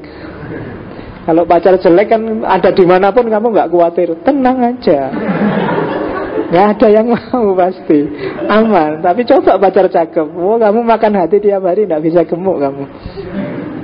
Jangan-jangan dia di SMS-i, wah lagi nelpon sama siapa itu, lagi kamu tiap hari nggak tenang hidupmu. Jadi kalau ingin sukunan nafas, hidup tenang, cari pacar yang Oke, itu hubungannya pengetahuan dan kebahagiaan. Lo kan enak. Kamu milih mana, hidup tenang apa hidup gelisah selalu? Kan lebih enak hidup tenang, karena lebih hakiki pacar jelek itu. Karena kelihatan hakikatnya dari awal sampai akhir. Ya kan? Kalau cakep itu kan tidak hakiki. Sekarang cakep, besok kalau tua pasti jelek. Kalau jelek, sekarang jelek, besok kalau tua kalau sudah tua saya elek. Dan hakikatnya memang jelek. Jadi sudah langsung ketemu hakikat kalau jelek itu. Tapi kalau cakep enggak, masih lama ketemu hakikatnya. Oke. Itu logika. Sekarang metafisika. Kalau metafisika di Al-Farabi itu sama kayak Al-Kindi kemarin, bahwa metafisika itu falsafatul ula, filsafat ketuhanan. Argumennya kalau di Farabi dia menggabungkan tiga tokoh sekaligus, Aristoteles, Plato, dan Plotinus di Neoplatonisme. Oh ya, tadi yang bukunya yang belum saya sebut, yang keenam yang saya punya adalah Al-Jam'u Baina Ro'yail Hakimain.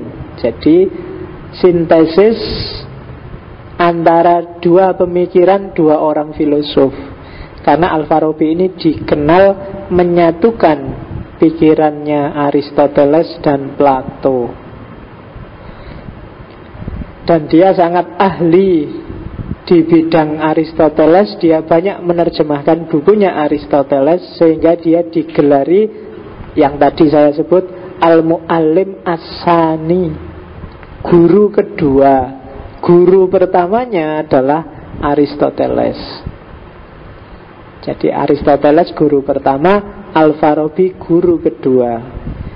Di samping itu, karena dia juga pernah nulis kitab waktu dia dari Baghdad, kemudian sebentar tinggal di Turkistan, dia nulis kitab yang judulnya At-Ta'lim As-Sani, kajian kedua. Dari situlah nanti istilah As-Sani dipakai orang untuk menyebut Al-Farabi sebagai Al-Mu'allim As-Sani, guru kedua. Oke, yang ini nggak perlu tak jelaskan. Teologinya Ahlus Sunnah paling dasar juga sudah menjelaskan ini, bahwa ada wajibul wujud, ada mumkinul wujud.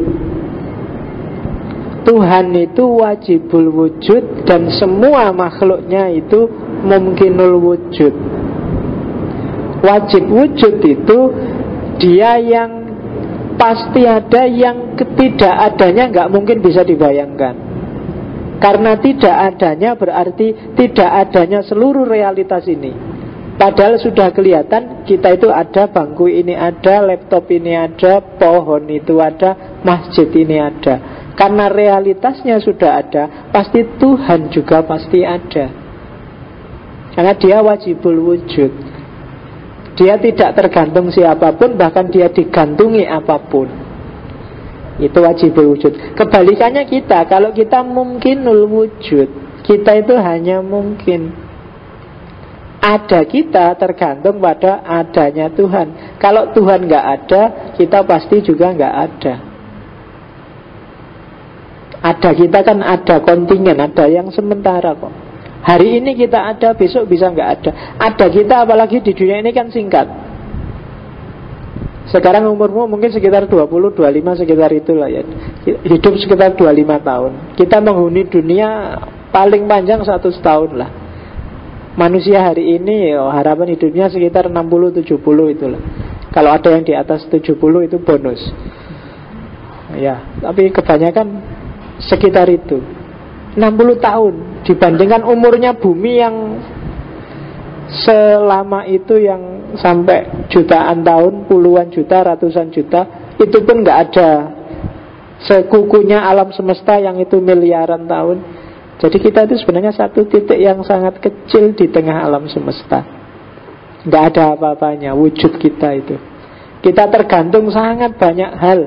Kamu tergantung udara, tergantung air, tergantung lingkungan sekelilingmu, bahkan banyak sekali yang tergantung dalam hidupmu. Maka sebenarnya kamu itu mumkinul wujud. Adamu itu hanya mungkin. Maka manfaatkan sebaik-baiknya. durasi hidupmu yang tidak panjang itu.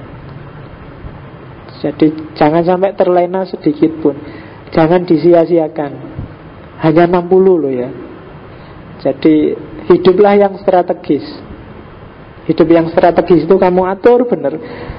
Apa yang ingin kamu nikmati di dunia ini, kamu ingin punya target apa, diatur yang baik biar nggak meleset. Ngaturnya mungkin mulai seumuran kamu ini. Kamu harus sudah punya orientasi, punya target. Kalau enggak ya mungkin suksesnya lama. Harus mulai sekarang. Nah itu nggak perlu tak jelasin yang ini karena kamu sudah ngerti lah. Wajibul wujud, mungkinul wujud. Nah yang unik ini, jadi ini sebenarnya upayanya Al-Farabi untuk menyatukan antara keyakinan para teolog bahwa alam ini diciptakan dari tidak ada, dengan teorinya para filosof Yunani bahwa alam ini diciptakan ada materinya dulu. Jadi bukan dari tidak ada.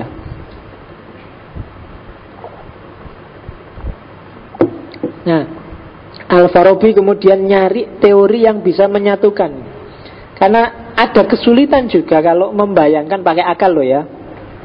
Ada ciptaan dari tidak ada sama sekali. Apalagi ciptaan yang diciptakan banyak, yang menciptakan satu. Itu akal agak berat. Apalagi hubungannya sama Tuhan. Tuhan itu kan bagi kita maha suci, maha, pokoknya segala maha.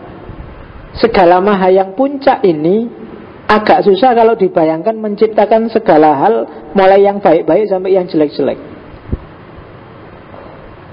Kalau Tuhan menciptakan manusia, manusia masih bagus. Tapi Tuhan juga menciptakan yang jelek-jelek, menciptakan air kencing, menciptakan, itu kan agak susah membayangkan. Masa Tuhan kok menciptakan yang jelek-jelek ya? Untuk bisa melahirkan sesuatu yang jelek berarti harus ada kandungan jelek dalam. Kamu ngomong jorok itu kan berarti harus ada lintasan pikiran tentang kejorokan di pikiranmu. Maka kamu bisa memproduksi sesuatu yang jorok. Maka Tuhan, apa ya Tuhan begitu dulu?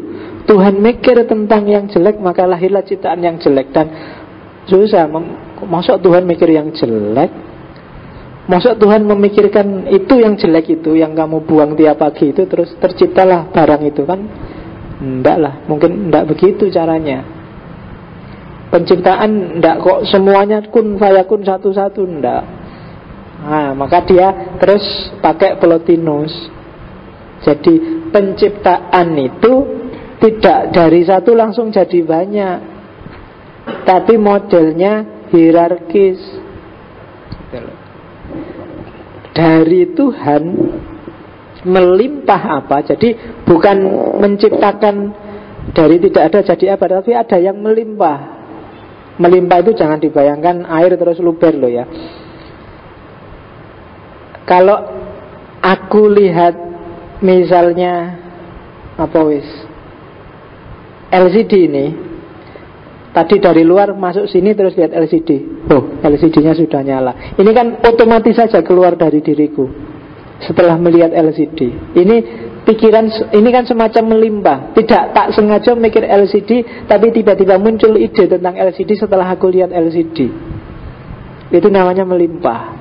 Nah, Tuhan juga ketika menciptakan alam semesta modelnya seperti ini. Cuma pertama-tama yang dipikir Tuhan bukan sesuatu yang di luar dirinya, karena yang di luar dirinya belum ada.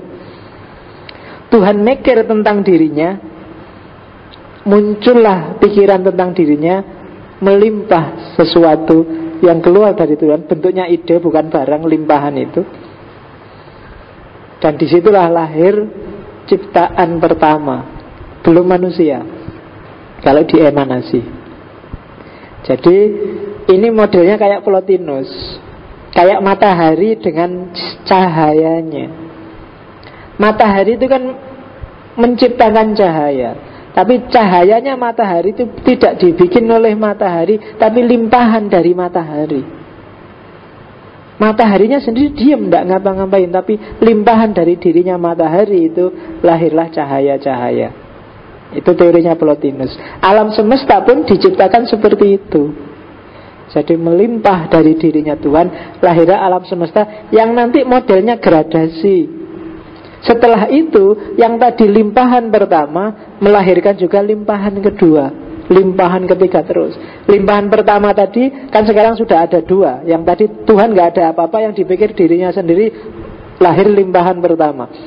Yang limpahan pertama ini ada dua sekarang. Ada Tuhan sama dirinya, kan sudah dua. Maka dia mikir tentang dirinya sendiri sama Tuhan, lahirlah limpahan ketiga. Itulah nanti yang disebut teori emanasi. Betul. Ini untuk mengatasi dari creatio ex nihilo. Karena akal kalau di orang-orang agak susah. Kayak misalnya creatio ex nihilo itu berarti kan dari tidak apa-apa tiba-tiba ada apa-apa. Ini kan agak tasalsul. Tasalsulnya adalah berarti ada waktu sebelum ada alam semesta.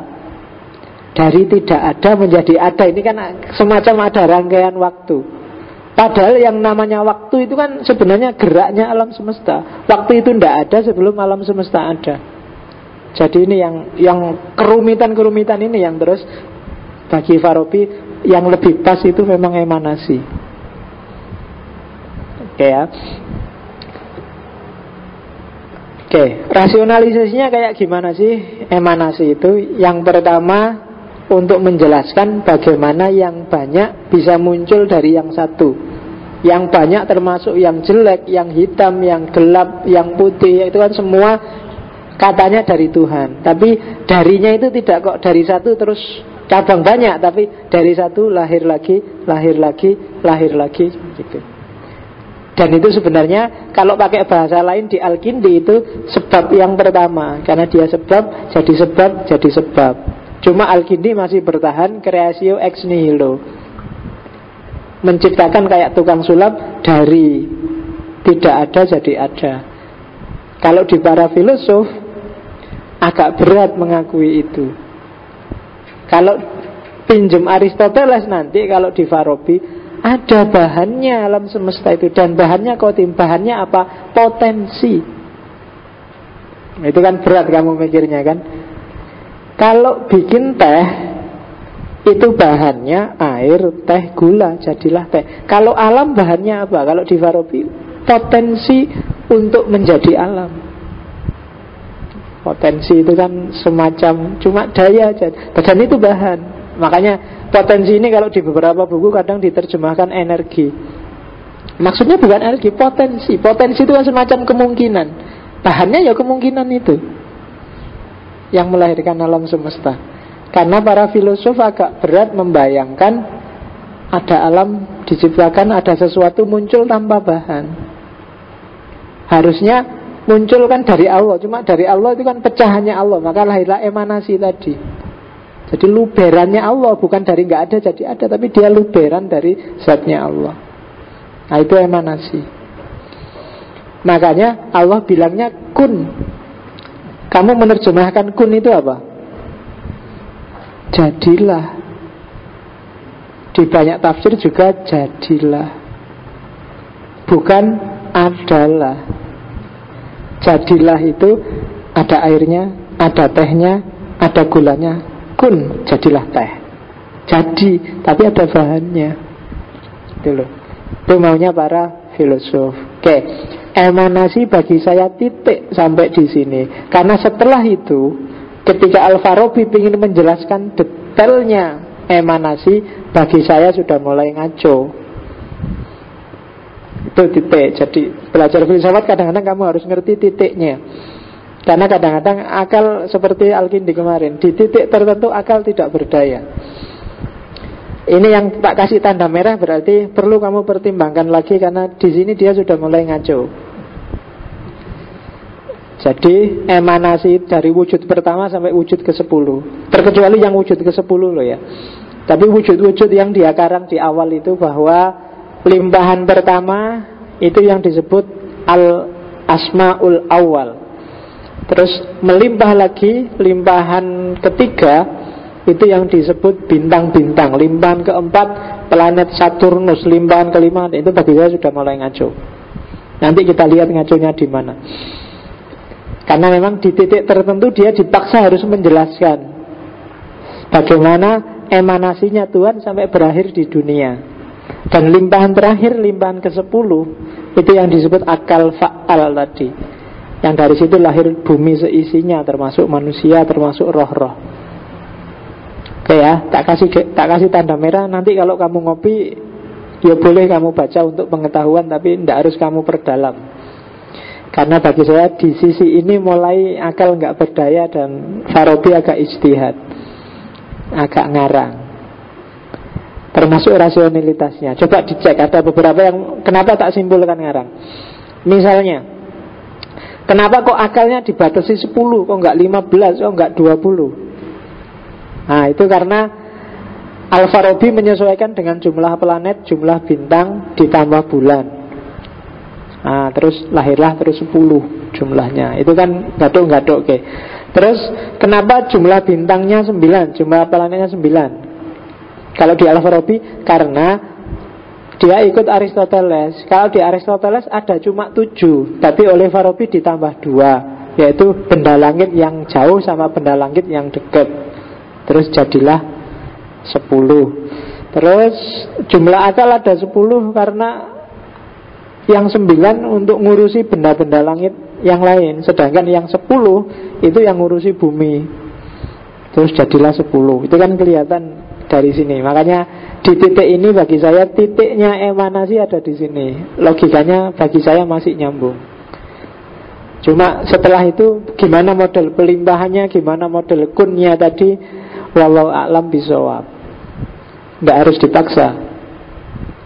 Kayak kemarin di Al-Kindi kan ada titik yang bagi saya, oh di titik ini pas, tapi di titik ini ngaco.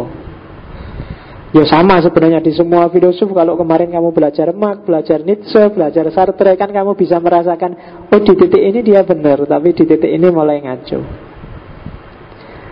Oke ya, kita lewati emanasi, kita masuk ke jiwa sekarang. Jiwa, emanasi nanti akan disempurnakan oleh Ibnu Sina. Meskipun juga ada titik-titik ngaconya juga di Ibnu Sina, tapi Ibnu Sina lebih banyak dikutip orang.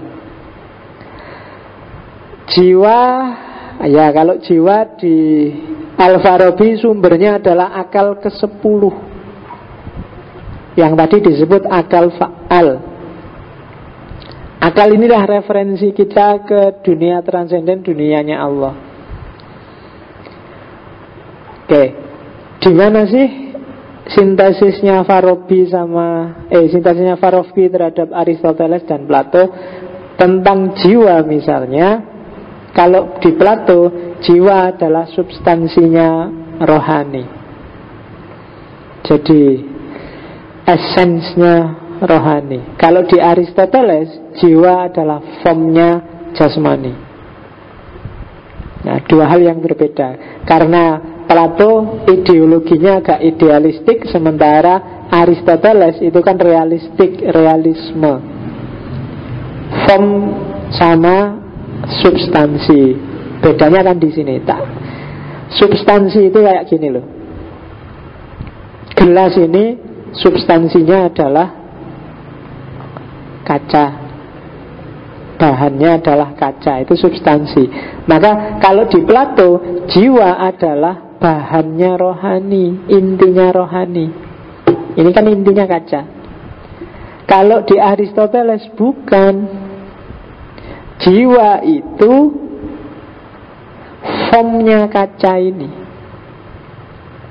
Ini kan kaca dengan form, dengan bentuk gelas. Nah, bentuk gelas inilah jiwa. Kita itu daging, darah. Ini kan fisik, tubuh. Ada formnya sehingga kita disebut manusia. Ya karena ada ruh, ada jiwa itu tadi. Itu Aristoteles. Makanya kalau formnya diambil, meskipun tubuhnya masih utuh, kita tidak bisa disebut manusia. Nah, ini seolah-olah benar dua-duanya. Plato ya masuk akal, wong kita memang intinya ruh manusia itu. Tapi Aristoteles juga masuk akal. Maka Al-Farabi menyatukan ini. Katanya Farabi, jiwa itu ya memang substansi, tapi dalam dirinya sendiri. Tapi kalau dihubungkan dengan tubuh, itu dia form, dia bentuk. Jiwa itu substansi. Kalau ngomong jiwa nggak dihubungkan dengan tubuh. Tapi kalau ngomong roh, ngomong jiwa dihubungkan dengan tubuh, maka jiwa adalah formnya, jiwa adalah bentuknya. Nah, itu jawabannya Al-Farabi terhadap perbedaan pendapat antara Aristoteles dan Plato. Daya jiwa ada 3, daya gerak, daya mengetahui, daya berpikir. Nggak perlu tak jelasin panjang ya. Kalau yang ini kamu ngerti, tinggal dibaca, jadok kamu langsung paham. Daya mikir ada 2, ada akal praktis, ada akal teoritis. Akal praktis itu, loh ini ada teh, oh enaknya teh ini buat apa sih? Oh tujuannya untuk diminum. Oh berarti aku harus minum. Itu akal praktis. Maka kamu nggak perlu capek-capek berteori. Ini gelas ini, apa ya kira-kira filosofinya gelas? Enggak. Kamu cuma butuh akal praktis, nggak butuh akal teoritis. Itu untuk jawab orang-orang yang agak ke agak sok filsafat atau apa harap difilsafati.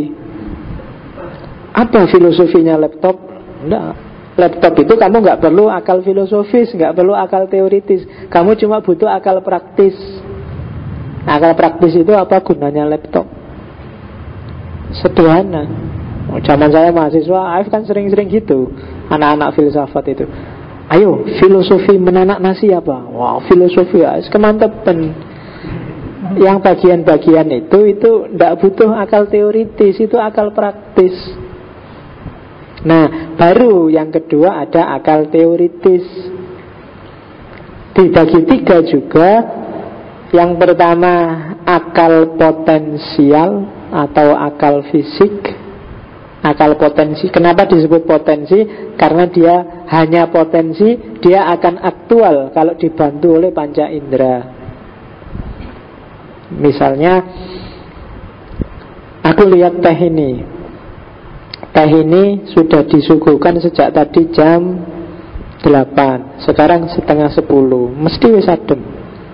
Tanpa harus aku nyentuh, aku bisa menyimpulkan ini pasti sudah dingin. Yang tadi sebenarnya masih potensial, tapi sekarang kepake dengan setelah aku lihat teh ini.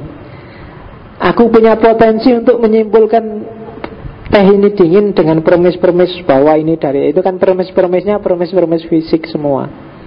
Butuh panca indera dulu. Kalau aku nggak lihat, nggak ngerti.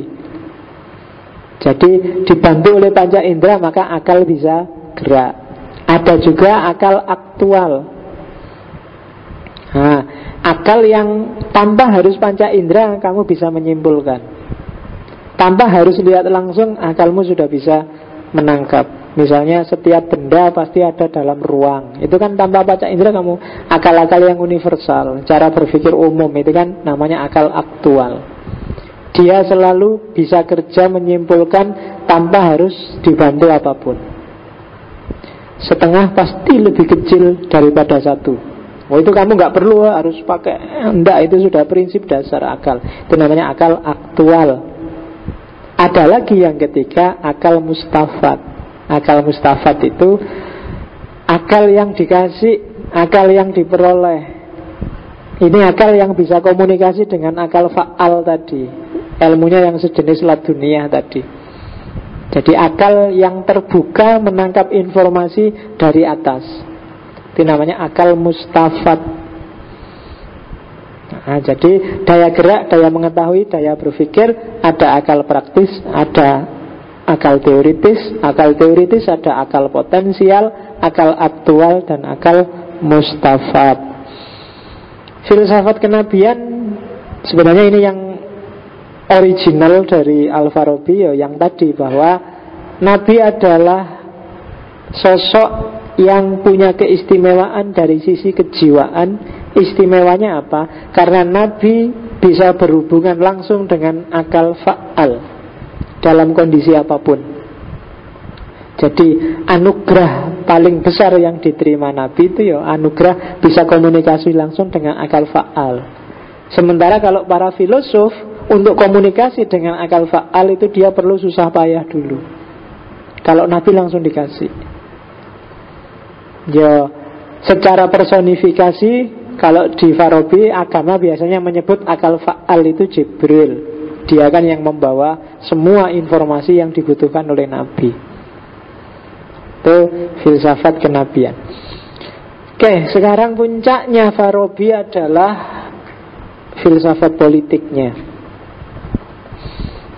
Yang pertama, jelas bahwa manusia itu punya fitrah sosial politik.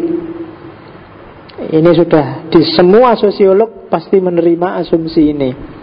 Kamu tidak bisa hidup sendirian. Tuntutan jiwa sudah itu fitrah dari banyak aspek. Tidak perlu dicontohkan. Kamu paling gelisah kalau kesepian kan? Jiwaku sepi, semua teman-teman mudik, hanya aku yang di kos-kosan sendirian. Gitu aja kan kamu galau. Uangnya masih banyak, apa-apanya masih utuh, tapi kamu gelisah kenapa? Tidak ada teman. Sebenarnya itu tuntutan jiwa. Kenapa? Karena setiap orang punya fitrah sosial. Dan teknik untuk menata kehidupan bersama, kehidupan sosial, itulah nanti yang disebut politik. Jadi sederhananya di situ. Sekarang kita lihat analisisnya Farabi di Ara'u Ahlul Madinah Al-Fadilah. Seperti apa sih jenis-jenisnya komunitas sosial, jenis-jenisnya negara? Yang pertama katanya Farabi ada Al-Madinah Al-Fadilah. Ini negara paling top. Tidak harus adidaya, tapi negaranya adalah negara yang utama. Negara utama itu yang penduduknya bahagia semua, seneng, bangga jadi warga negara, nyaman, gemah ripah loh jinawi, pokoknya yang sejenis itulah. Jadi negara yang seperti ini, itu katanya Farabi, pemimpinnya satu di antara dua. Kalau bukan Nabi ya filosof. Kenapa masyarakat Madinah itu jadi secanggih itu, sebagus itu? Karena pimpinannya Nabi. Dan yang bisa menandingi Nabi cuma filosof. Ini sebenarnya inspirasi dari Plato. Plato di Republik kan juga begitu. Satu-satunya orang yang layak jadi raja dan pas jadi raja itu harusnya filosof. Bukan militer, bukan tukang, bukan rohaniawan, enggak, filosof. Makanya kamu mintalah nanti sertifikat dari takmir bahwa kamu sudah lulus ngaji filsafat. Untuk siapa ngerti besok kamu mau nyalon jadi presiden, apa jadi bupati, apa jadi gubernur, kamu bilang saya ini filosof ya. Sudah ngerti filsafat aku. Wah gitu. Karena bagi Farabi, pemimpin itu dia orang yang harus bisa mengejar hikmah dan mengajarkan hikmah. Tidak perlu dia harus belusuan terjun langsung, enggak. Tapi tangannya dan idenya, pikirannya bisa menggerakkan negara. Jadi pertama-tama tidak harus fisiknya yang harus cawe-cawe, tapi yang sangat dibutuhkan oleh negara adalah idenya. Dia sudah punya kuasa dengan idenya. Itu makanya raja filosof yang dibutuhkan. Atau syukur-syukur ada nabi baru, nabinya jadi presiden. Nah, entah Nabi Jokowi atau Nabi Prabowo. Yang kedua adalah Al-Madinah Al-Jahilah, negaranya orang-orang bodoh. Yaitu negara yang penduduknya tidak kenal yang namanya bahagia. Isine jengkel, kemerungsung, marah, pokoknya ngono tok isine. Nah, itu negaranya orang-orang bodoh namanya. Dan itu bisa kamu lihat di TV-TV. Saya tidak tahu di TV itu negara mana. Isinya kan orang yang sumpek semua. Isinya kritik-kritikan, caci maki, pokoknya saling jatuh menjatuhkan, meninggikan dirinya dan menjatuhkan yang lain. Al-Madinah Al-Jahilah. Yang ketiga, negaranya orang-orang fasik. Jadi ini negaranya sebenarnya bahagia, penduduknya mengenal kebahagiaan, tapi perilakunya adalah perilakunya negara bodoh. Sebenarnya dia itu kaya, sebenarnya dia itu makmur, dia itu pimpinannya sudah filosof, dia sudah harusnya tentrem, tapi gayanya kayak orang bodoh, nyari persoalan terus. Wong sudah jelas, wis bisa diterima, wis masuk akal, harus dicari biar ada masalah karena dia di luar kelompokku. Itu negaranya orang-orang fasik. Ada negara jenis keempat, Al-Madinah Al-Mutabaddilah. Nah, Madinah Mutabaddilah itu negara yang apes. Negara yang semula Madinah Al-Fadilah sekarang merosot jadi negara yang jahilah. Dari negara Gemaripah Lojinawi Adil Makmur Adidaya sekarang merosot anjlok jadi negaranya orang bodoh. Jadi Al-Madinah Al-Jahilah. Itu namanya Al-Madinah Al-Mutabadilah. Kalau yang jahilah asli tadi yo, sejak awal sampai akhir memang negaranya orang bodoh, tidak pernah tentrem, isinya gegeran terus sejak diproklamasikan.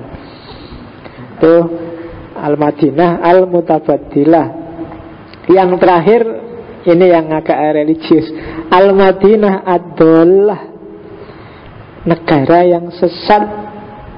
Kenapa? Karena pemimpinnya penipu. Kalau kamu punya pemimpin penipu, maka negaramu akan bergerak ke arah yang keliru. Dan dia disebut negara yang sesat. Yaitu contohnya kalau di Farabi, negara yang pemimpinnya merasa dapat wahyu. Wahyu keprabunnya sekarang sedang turun, dialah Satrio Piningit dan seterusnya. Nah, kalau kamu mikirnya pakai logika itu, padahal dia sebenarnya bukan Satrio Piningit tapi disatrio-satriokan. Kayak dulu zaman SBY awal jadi presiden kan banyak buku SBY Satrio Piningit. Begitu jadi presiden ya ngeledek cuma gitu aja. Satrio Piningit kok cuma gitu ya karyanya. Berarti selama ini kamu hidup di Al-Madinah Ad-Dollah, negara yang sesat. Kamu hidup dalam kegelapan. Sesat itu lebih parah dari bodoh. Bodoh itu mandek tapi rusak. Kalau sesat itu jalan tapi arahnya keliru. Kalau arahnya keliru itu kan baliknya lama. Kalau bodoh rusak tinggal diperbaiki, dimulai langkah awal. Tapi kalau sesat itu agak parah. Kalau identifikasimu Indonesia hari ini sesat, ya berarti masih panjang langkah kita. Oke. Nah tadi ada negara bodoh kan. Negara bodoh itu ada 5 jenis. Yang pertama ada jenis daruriyah. Negara bodoh itu negaranya rusak, tapi daruriyah itu lumayan, kebutuhan pokoknya terpenuhi. Orang masih bisa hidup, bisa makan, bisa tempat tinggal, bisa minum. Nah itu negara darurat. Jadi Al-Jahilah Ad-Daruriyah, negaranya rusak tapi kebutuhan pokoknya terpenuhi. Ada Al-Jahilah Al-Badalah. Al-Jahilah Al-Badalah itu negaranya rusak tapi penduduknya materialis kabeh, yang dipikir nyari keuntungan sendiri-sendiri. Semuanya mulai pemerintah sampai rakyatnya, paling atas sampai paling bawah, yang dipikir aku harus cari keuntungan di negara ini. Itu namanya negara jahilah al-badalah, yang dipikir kekayaan materi, gimana dia bisa memeras Indonesia untuk kepentingannya. Kok ada Indonesianya? Memeras negara untuk kepentingannya sendiri. Al-Jahilah Al-Badalah. Ada negara Al-Jahilah Al-Kuroma. Ada negara yang gila hormat, negara yang jaim, negara yang pencitraan aja. Janjane dia rusak tapi gengsian. Rakyatnya butuh uang banyak, butuh subsidi besar, tapi dia gaya. Kalau ada kesulitan di luar negeri, dia nyumbang besar-besaran. Kalau ada yang lain kesusahan, dia, wah saya nyumbang, saya membantu, saya itu. Itu hanya karena gila hormat. Rakyatnya juga begitu, pimpinannya juga gila hormat, maka lahir pencitraan-pencitraan.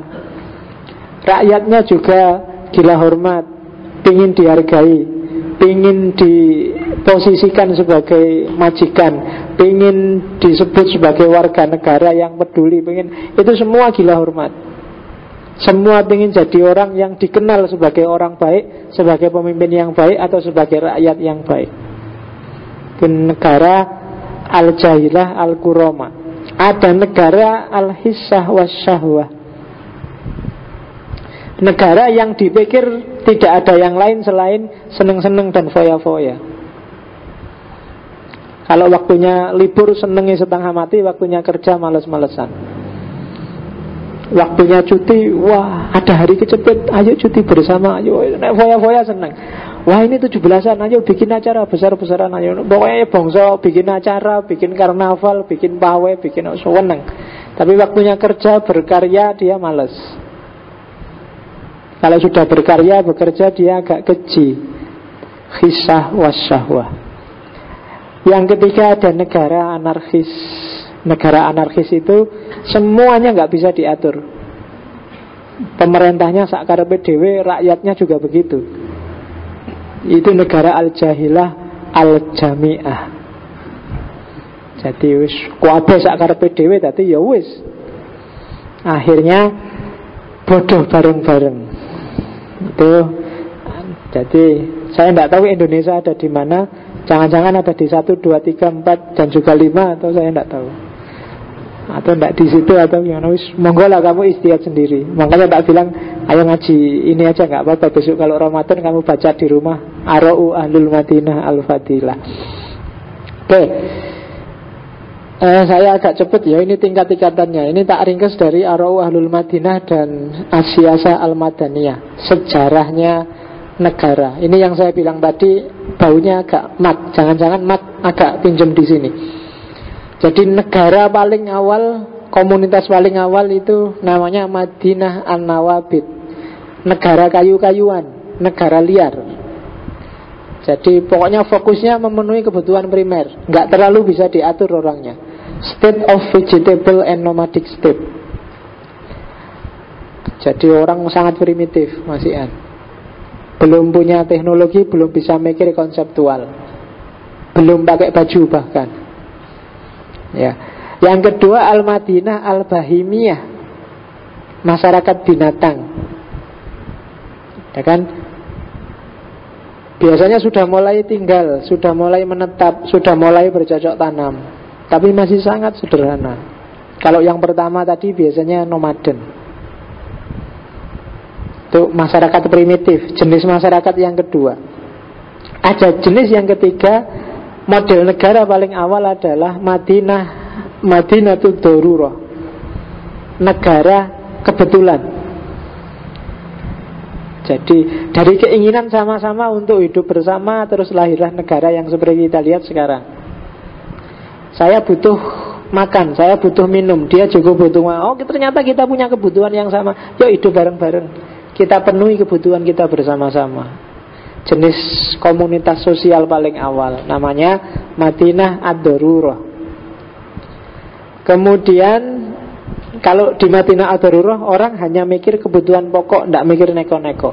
Naik lagi levelnya ada Madinah Al-Hissah. Jadi selain kebutuhan pokok, orang terus baru mikir kebutuhan-kebutuhan yang lain, yang sekunder, kebutuhan kendaraan, rumah yang indah, kebutuhan tempat yang nyaman, dan seterusnya. Tidak lagi primer. Kalau semula sekedar rumah, yang penting nggak kehujanan, nggak kepanasan, beres. Sekarang mungkin mulai butuh yang lain. Terus naik lagi ke yang kelima, Madinatut Tabadul, negara yang rakyatnya sudah mulai transisi dari masyarakat klasik, masyarakat kuno menuju masyarakat yang modern. Kalau di Farabi, ini era revolusi industri. Revolusi, ini sebenarnya revolusi industri dari saya. Kalau pakai bahasa modern namanya revolusi industri. Dari masyarakat yang sederhana menghadapi kebutuhan-kebutuhannya secara sederhana, mulai lahir cara berpikir konseptual dan mulai ngerti semacam teknologi. Itu Madinah itu tabadul, era transisi. Kemudian keenam ada Madinatun Nadzolah. Nah ini mulai, negara sudah mulai maju, itu biasanya muncul egoisme. Orang mulai mengejar keuntungan pribadi atau keuntungan kelompok. Individualistik kapitalisme. Madinatun Nadzolah, negara jenis keenam. Nah ini mulai kapitalis, orang mulai mikir untung rugi. Setelah era kapitalisme, biasanya nanti akan muncul Al-Madinah Al-Jamaiyah, negara komunis. Jenisnya dua, anarki dan komunisme. Ini persis kayak Marx. Jadi masyarakat yang menumpas, menyisihkan secara ekstrim hak kepemilikan pribadi. Yang semula kan orang numpuk kekayaan sendiri, sekarang disisihkan hak milik. Dan puncaknya adalah Al-Madinah Al-Fadilah. Jadi negara utama, negara model, polanya sosialis, bukan lagi komunis. Ini sebenarnya negara ideal yang diimpikan oleh Karl Marx. Puncaknya state, namanya Al-Madinah Al-Fadilah. Oke. Kepala negara ideal saya bilang tadi, kalau tidak nabi ya filosof. Kalau ada banyak orang yang punya karakter filosof, pilih salah satu. Kalau nggak ada, mecah-mecah. Orang ini pinter ini, orang ini pinter ini. Kalau 5 orang ini dikumpulkan jadi satu, jadilah power filosofis yang luar biasa. Ya 5 orang ini jadikan pimpinan negara secara formatur. Itu Al-Farabi. Jadi pokoknya harus filosof. Kalau nggak ada perorangan yang jadi filosof, ya kolektif. Kumpulkan jadi satu, orang yang ngerti logika, ngerti ekonomi, ngerti jadikan. Nah itu memimpin negara secara kolektif. Cirinya 12, tinggal kamu baca. Lengkap anggota badannya, baik daya pemahamannya, tinggi intelektualitasnya, pandai mengemukakan pendapat. Kalau ngomong gampang dipahami, bukan yang bulat. Kalau ngomong saya prihatin, saya bulat, tidak jelas karepe apa. Terus suka pendidikan, pinter ngajar, pinter menyadarkan orang, bukan nambah masalah. Dia harus problem solver, bukan troublemaker. Ya, hati-hati kamu milih pemimpin yang malah troublemaker, nggak nyelesain masalah malah jadi masalah. Harusnya dia yang mikir kamu, kebalik sekarang kamu yang mikir dia. Kan di Indonesia kan sering gitu, rakyatnya judek luar biasa mikir presiden nih. Kebalik, harusnya presiden yang galau luar biasa mikir rakyatnya. Oke, tidak rakus dalam hal apapun, khususnya makanan, minuman, dan wanita. Jadi jangan dipilih orang yang rakus makannya dan minumnya, cirinya gampang, gendut. Terus rakus terhadap perempuan, nah itu juga jangan dipilih, hati-hati. Berarti dia rakus. Satu aja nggak habis. Terus yang ketujuh, jujur, benci dengan kebohongan. Dia tidak bisa mentolerir kalau ada orang bohong. Yang kedelapan, berjiwa besar, berbudi luhur. Yang kesembilan, tidak terikat lagi oleh kekayaan, oleh keduniaan. Kalau pemimpin masih terikat oleh dunia, gawat. Yang kesepuluh, cinta keadilan, benci kezaliman, tanggap, peka, sensitif, kemudian tidak berat untuk diajak berjuang. Dan yang terakhir, teguh pendirian, kemudian strategis, ngerti prioritas. mana yang harus didahulukan, mana yang harus dikemudiankan, kapan harus ngurus negara, kapan harus ngurus partai. Kalau enggak, kamu bunuh diri milih pemimpin yang enggak punya kualitas 12 itu. Itu katanya Farabi. Kalau enggak punya paling enggak 12 kualitas ini, itu lebih baik pimpinannya formatur aja. Dikumpulkan orang-orang yang kalau ngumpul lengkap 12 itu. Kalau enggak, wis kita akan pontang-panting terus Indonesia. Ya termasuk kamu juga memperbaiki diri biar enggak jadi Al-Madinah Al-Jahilah tadi. Mulai presiden sampai rakyatnya rusak semua. Nah, itu Ar-Ra'u Ahlul Madinah Al-Fadilah. Ini sebenarnya keprihatinannya Farabi terhadap kekacauan politik saat itu di era Abbasiyah terakhir. Oke, alhamdulillah kita selesaikan Farabi. Ada yang mau komen? Sudah ya, sudah lama. Sudah sampai jam 10. Saya khawatir kamu sudah judek, jangan-jangan sudah meluber pengetahuannya. Ya kalau Tuhan luber jadi emanasi, kalau kamu luber mabuk. Teler ilmune kakean. Oke, minggu depan kita ngomong filosof muslim yang sangat berpengaruh, bahkan bagi banyak orang lebih besar daripada Farabi, yaitu Ibnu Sina. Kalau Farabi agak misterius, riwayat hidupnya secara detail nggak banyak orang tahu, karena dia nggak pernah nulis biografi. Orang lain juga nggak tahu siapa Farabi, hakikatnya, detail riwayat hidupnya. Ada yang bilang dia Syiah, ada yang bilang dia Sunni, macam-macam. Tapi kalau Ibnu Sina jelas, karena dia punya murid namanya Al-Juzjani yang nulis biografinya Ibnu Sina. Jadi lebih terang benderang, teorinya juga lumayan. Termasuk yang paling terkenal dari Farabi adalah Falsafatul Masyriq, filsafat timur. Kita lihat apa itu filsafat timur minggu depan. Wallahul muwafiq, wallahu a'lam bissawab. Wassalamualaikum warahmatullahi wabarakatuh.